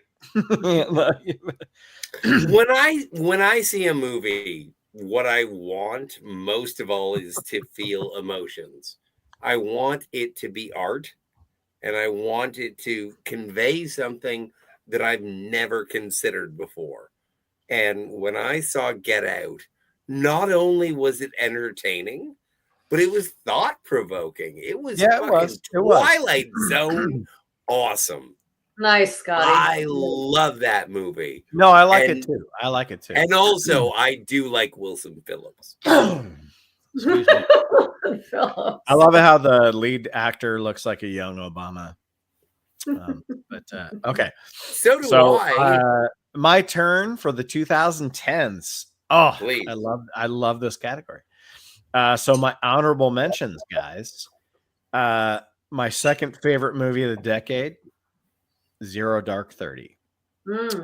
Catherine Bigelow, I think it's her best movie probably since Strange Days. John will know this, Annihilation, one of my favorite movies. Oh, yeah. The Grand Budapest Hotel, one of my favorite Wes Anderson films.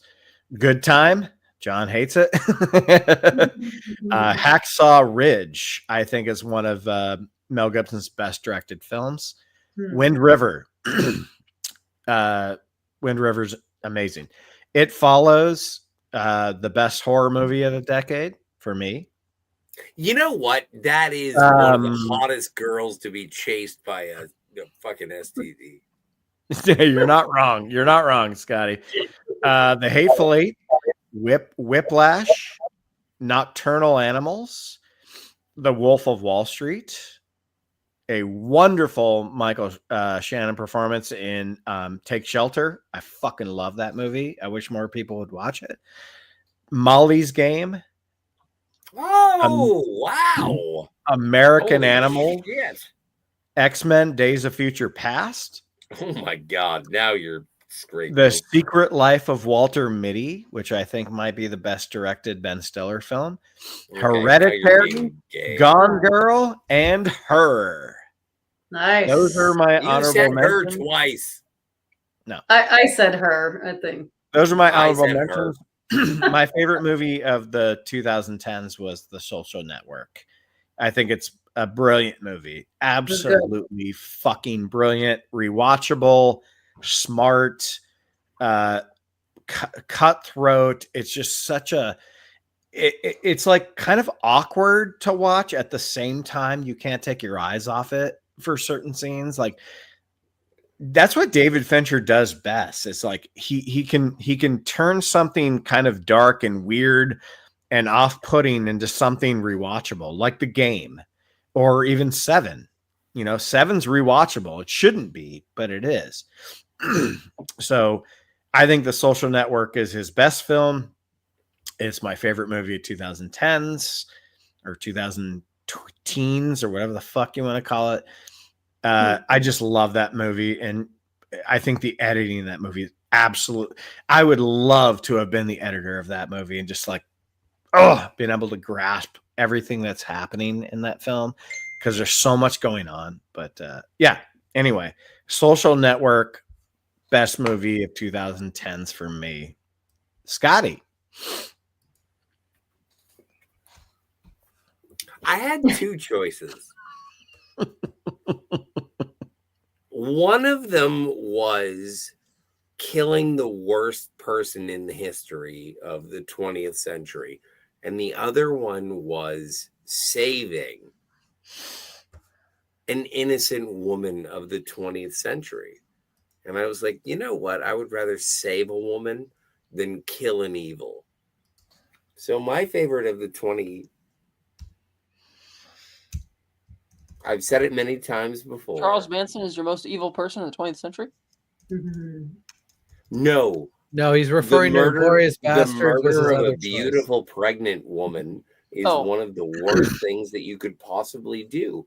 And when it comes to movies, if you can have a happily ever after, Once Upon a Time in Hollywood provides you with one of the best happily ever afters. Very good pick, Scotty.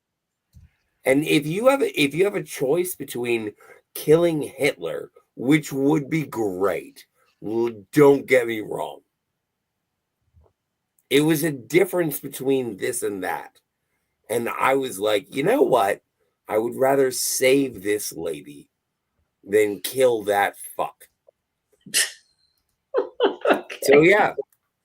So this is weird reason to choose the movie, but it's a great, very, very, very good movie. I'm very drunk, stoned, and angry. Well, don't be angry. Thank you. I won't be. All right. So honorable mentions would be like Interstellar, Dunkirk. Oh, Uncut what? Gems. Like the... What? No, let it's her turn. Oh, Dunkirk. I thought you were asking me. So honorable mentions: Interstellar, Dunkirk, Ex Machina, Parasite, Honey Boy, Bad Times at El Royale, Black That's Swan, a great movie. Girl with the Dragon Tattoo, Drive, Moneyball. Never saw it. The top ones. Nice, Moneyball. Mad Max Moneyball is great.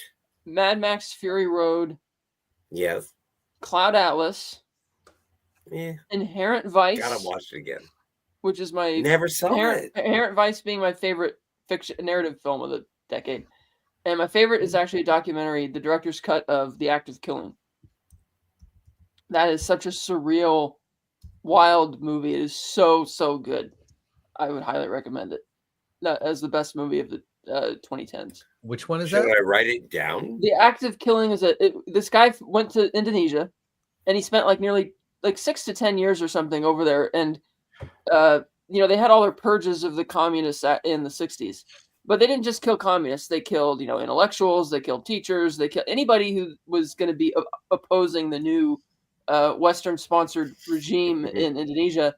And they would rely on a lot of these street gangs to go find and kill these people, because the street gangs knew the people better than, knew their neighborhoods better than anybody else. Well, these street gangs loved American gangster movies because they were large imports there. So they would kill people and would dress up and act like their favorite gangster characters.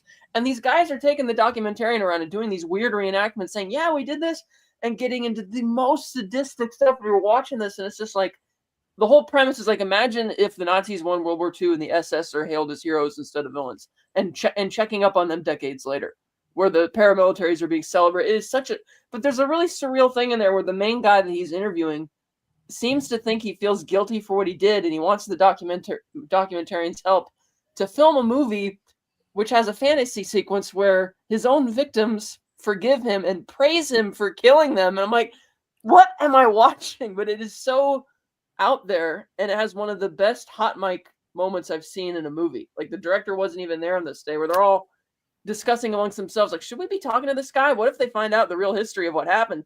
Which shows that they have a self-awareness of how fucked up it was and how evil, but they're still kind of gung-ho to talk. It's so unique and bizarre, but I highly recommend it. It's a great film. The director's cut specifically, because that's 45 minutes longer than the theatrical cut. But it's fun. I can't wait to watch 45 minutes more of murder. It's pretty wild, man. From 2012. Sounds good to me, man. Well,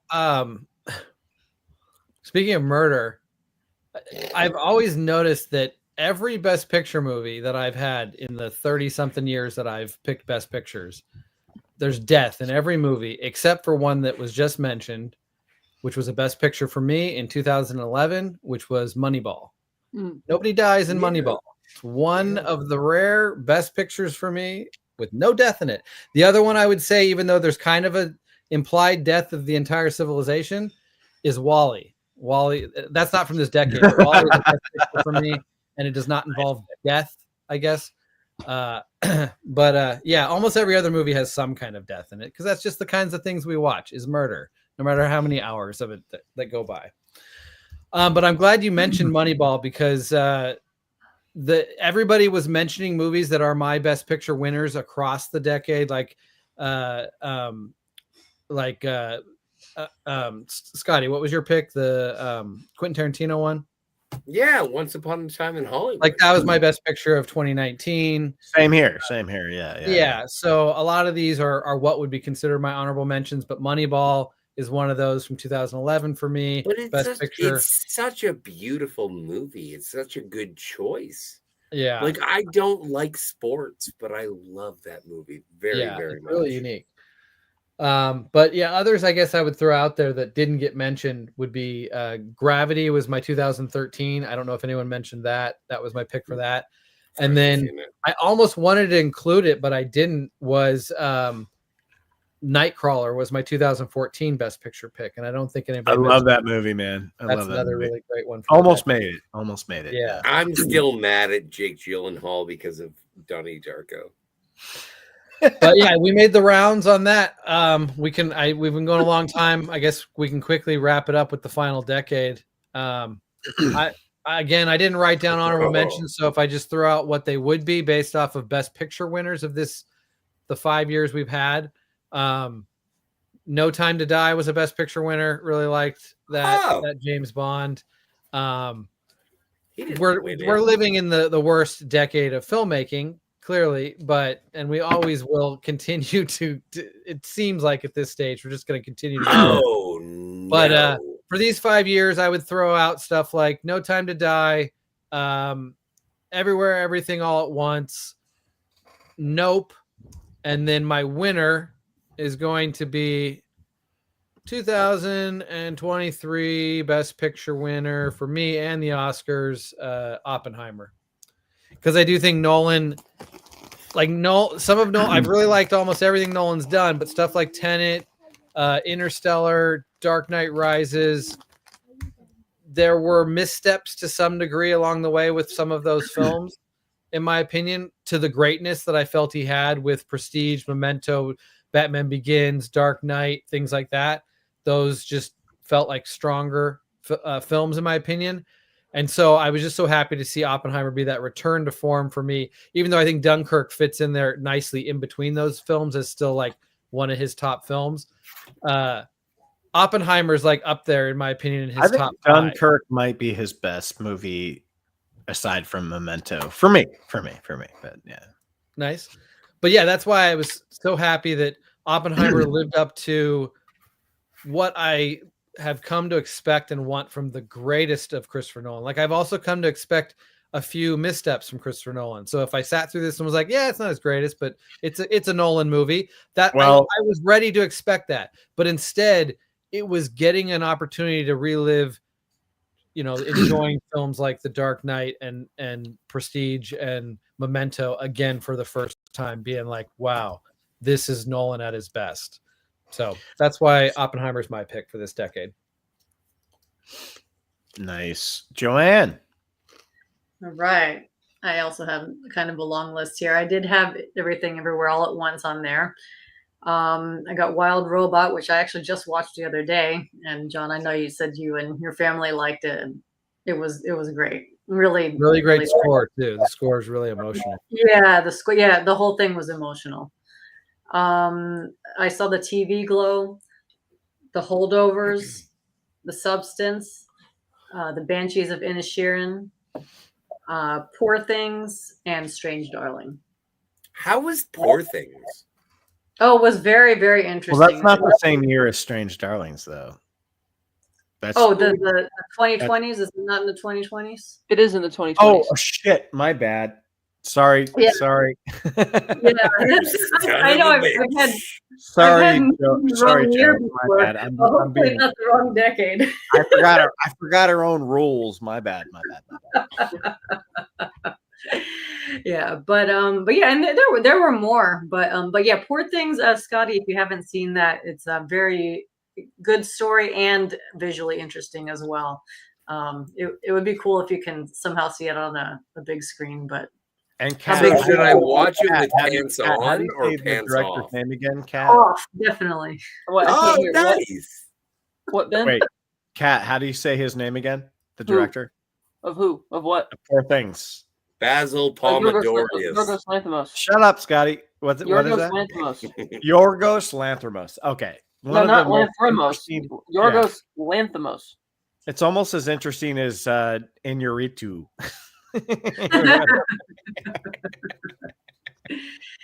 But yeah, no, I think we're off to a good start, John. Hopefully, hopefully the outlook isn't too bad. Well, come on, Joanne. You know John as well as I do. Every decade that we've done every year is the worst year. It gets worse and worse. Yeah. I did a montage where he's like, "This is the worst year," and "This is the worst year." Boom, this is the worst year. But I agree with you on most of those, John, except for last year. I mean, the Holdovers and Oppenheimer. I don't think that was a bad year for movies, but this year, yeah, but those are the only two. Like when you go beyond those two movies, it's like Poor Things. Poor Things was great. You know, well, I guess put Poor Things against Shawshank Redemption, and for you, Strange Days.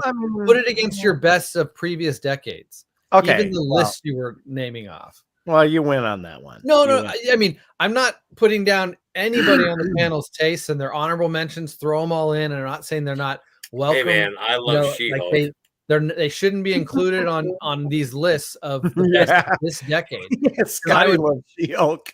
I would agree with you guys. Like I didn't do my list last year or whenever Poor Things was that last year, 2023 year, whatever it was. Like it still would be a movie that would make my list for various categories. I thought that movie was fucking incredible. Yeah, but overall, I just think the decades and the years that go by have less of what we really think are the, like, for one, the stories have all been told. So some of the new movies, even if they have like they're flashy and cool and feel different, when you really look at them, they're telling the same story you've kind of seen in other movies. So they have that knock against them to some degree. They might repackage it and make it feel new, but when you get down to it, you're like, yeah, it's still familiar territory. Well, you know what, John? This brings me to my argument in regard. Well, hold on, one second. No, I want to show you my favorite movie of the 20. No, 21s. No. Wait. Not your turn, Scott. So I am making it my turn. It is my turn on John's birthday. I demand Shin Ultraman. Well, this is the most amazing superhero movie that has ever been, and I saw it within the 5 years, and it is amazing, and I love it. And if you haven't seen it, then you are deficient. Anyway, what were you saying? I am deficient. Yeah. Now, can I have a cigarette? Yes. You can do whatever you want, brother. But I'm going to add that to the list. Thanks, Scotty. Yeah. Well, you should really see it. I'm not being rude. He's been talking about Like, Shin Ultraman for a while, so like, he must really love good. it. Yeah, he must love it. You know, I do love it. Nothing can kill the grimace. All right, we're done here. Ben, did you get to go? It. No, I'm going right now. That was just you guys do your thing. I'll let you. Okay. I'll let you have civil conversation. Well, my shit's going to be fast. Like most of the shits I take, they're pretty quick. You know, this was actually kind of hard for me, John, because there hasn't been a lot I've liked, but the stuff I've liked have been some of the best shit I've liked since we've been on the show. So my honorable mentions are Everything Everywhere All at Once, which at one point was my favorite movie, whatever. Strange Darling, which is last year's. I think it's a masterpiece. Promising Young Woman, which was my favorite movie of 2020. A weird year because of the pandemic and all that stuff. If you guys haven't seen Promising Young Woman, it's amazing. Go see it. Okay. It's what's her name? Carey I Mulligan. call her the low rent Michelle Williams. Carey Mulligan. Yeah, Carey Mulligan. Yeah. This year, okay, well, let's continue. Furiosa, which I fucking love that movie. I don't give a shit what anybody says. I thought Furiosa was fantastic. Good. The Northman. I think even after Nosferatu, which was beautiful and interesting, I still think The Northman is my favorite Eggers movie.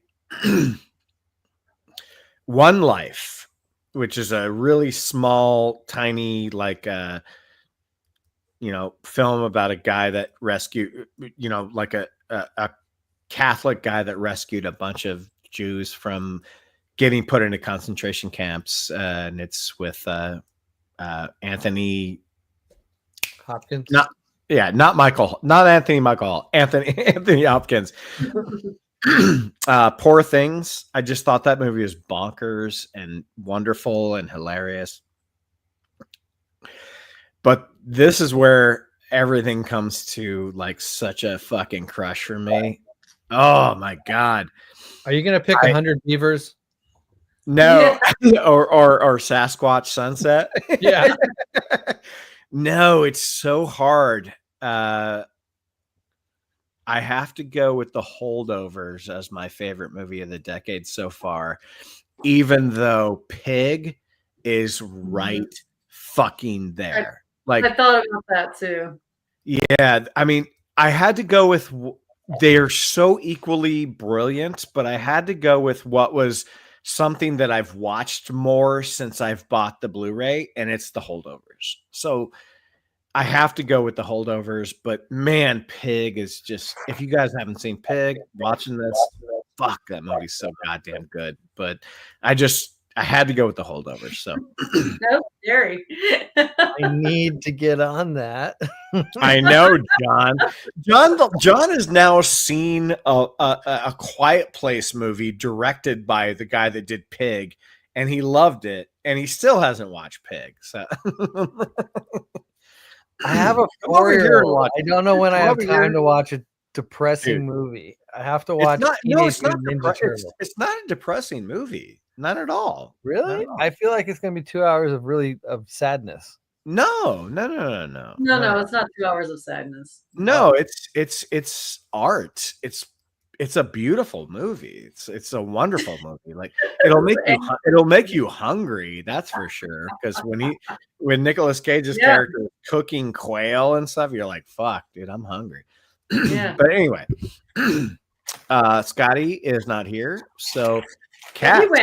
He went. He told us his. No, he'll be back. But Kat, you get to go next or last. All right, I broke down my honorable mentions by year because I have at this point in my letterbox list. So for my 2020 honorable mentions are The Ripper, which is a documentary, Tenet, To Five Bloods, The Father, Another Round, Riders of Justice. 2021 honorable mentions: The Hand of God, The Green Knight, No Time to Die. 2022 honorable mentions are The Batman, Across the Spider-Verse, Talk to Me, Everything Everywhere All at Once, The Fabelmans, Banshees of Inisherin, and Babylon. 2023 honorable mentions: The Holdovers, Killers of the Flower Moon. Oh no, that's what it cost Spider-Verse 2023. Yeah, so Iron Claw, Oppenheimer, Ferrari, Kill, John Wick 4. 2024 honorable mentions: Furiosa, Nosferatu, The Return, Anora. And my favorite movie is from 2021, which is Licorice Pizza by Paul Thomas Anderson. Oh, I love Licorice Pizza. I was thinking of that one too. Oh, that's so good. I love it. God damn it, Kat. Like, oh my God, you named off so many that I forgot. Oh. You did that to me too, Ben, throughout this whole show. I was like, oh man. But Licorice Pizza, I still don't know why it's called that, because I know it's like a it was a record store. It's a record store, but they never show the record store in the movie, you know. No, they don't. But it was in the San Fernando Valley, and I guess it got the nickname because somebody made the comment that the way the record with this hill needle on it looks like a piece of licorice and a pizza spinning around on the spin dial. So that ended up because originally the record store wasn't called Licorice Pizza; it was some rather bland name. And when people kept referring it to that from the display in the window, they just changed the name of the store to Licorice Pizza. Well, I heard that there was a excuse me, there was a scene in Fast Times at Ridgemont High where they're in the mall and there's a place called Licorice Pizza. There might be, because it was around. Because they filmed they filmed it down there. Yeah, in that area. There were a couple locations. So what was that was your favorite? Oh, yeah. I love that movie. I love that movie. Great. It really is great. It really is great. Yeah. I enjoyed it. Kat, I gotta ask you. What? Did we just become best friends? Yep. I guess we're waiting for Scotty. So, yeah. Hey, John, are you still here? Yeah. Well, Scotty already went. He said Shin Ultraman. I got something for you, Scotty. Oh yeah, his was Shin Ultraman. I got some. Oh, that's right. He's done. So we're done. Yeah, he did go. John, I got something for you. Elbow. Happy birthday. Is that like a TV edit of that? It's as good as the happy or what yippee-ki-yay, Mr. Falcon. Yeah, it's as good as that. Good stuff. So what do you guys think? Are we good to go? I John. think so. I think we made it through the decades. Yeah. We did. We made it through the years. 20, 2025 that we're in right now, I haven't seen much. Mickey 17, I guess, would have my pick, but my pick so far this year is Companion. I don't know if man, that movie is a blast. It's a blast. It was. But yeah, everybody, whoever's left, it's John's birthday. He's 36 years old today. Well, I just might lose my head. Hell yeah. But dude, this is amazing. Happy birthday. I'm so glad that we've been almost a decade doing the show. And that's awesome. True. Yeah. I mean, we're getting there. But this is 9 years this year. This is 9 years. Yeah. And if we get to 1,000, I got to get that goddamn tattoo on my, I'm not getting a tramp stamp. It's going to be over here. Not doing a tramp stamp. Sorry. Yeah. But if we get to 2,000, you'll consider it. No, that's when you come in. That's when you come in. It's your turn. I'm not giving you a tramp stamp no matter how many we get. Well, thanks everybody for watching, and John's birthday. Yeah, thank you everybody for joining this one and having some fun going through the years. Love hearing about everybody's favorites. Yeah, we love you, man. You know, we started this thing together. We're still ride or die, brother. We got some good stuff coming up. It's going to be fun. Yeah, we got a lot of good stuff coming up, including just a reminder that at some point we're going to do the triple vision. Nice. So. All right, everybody.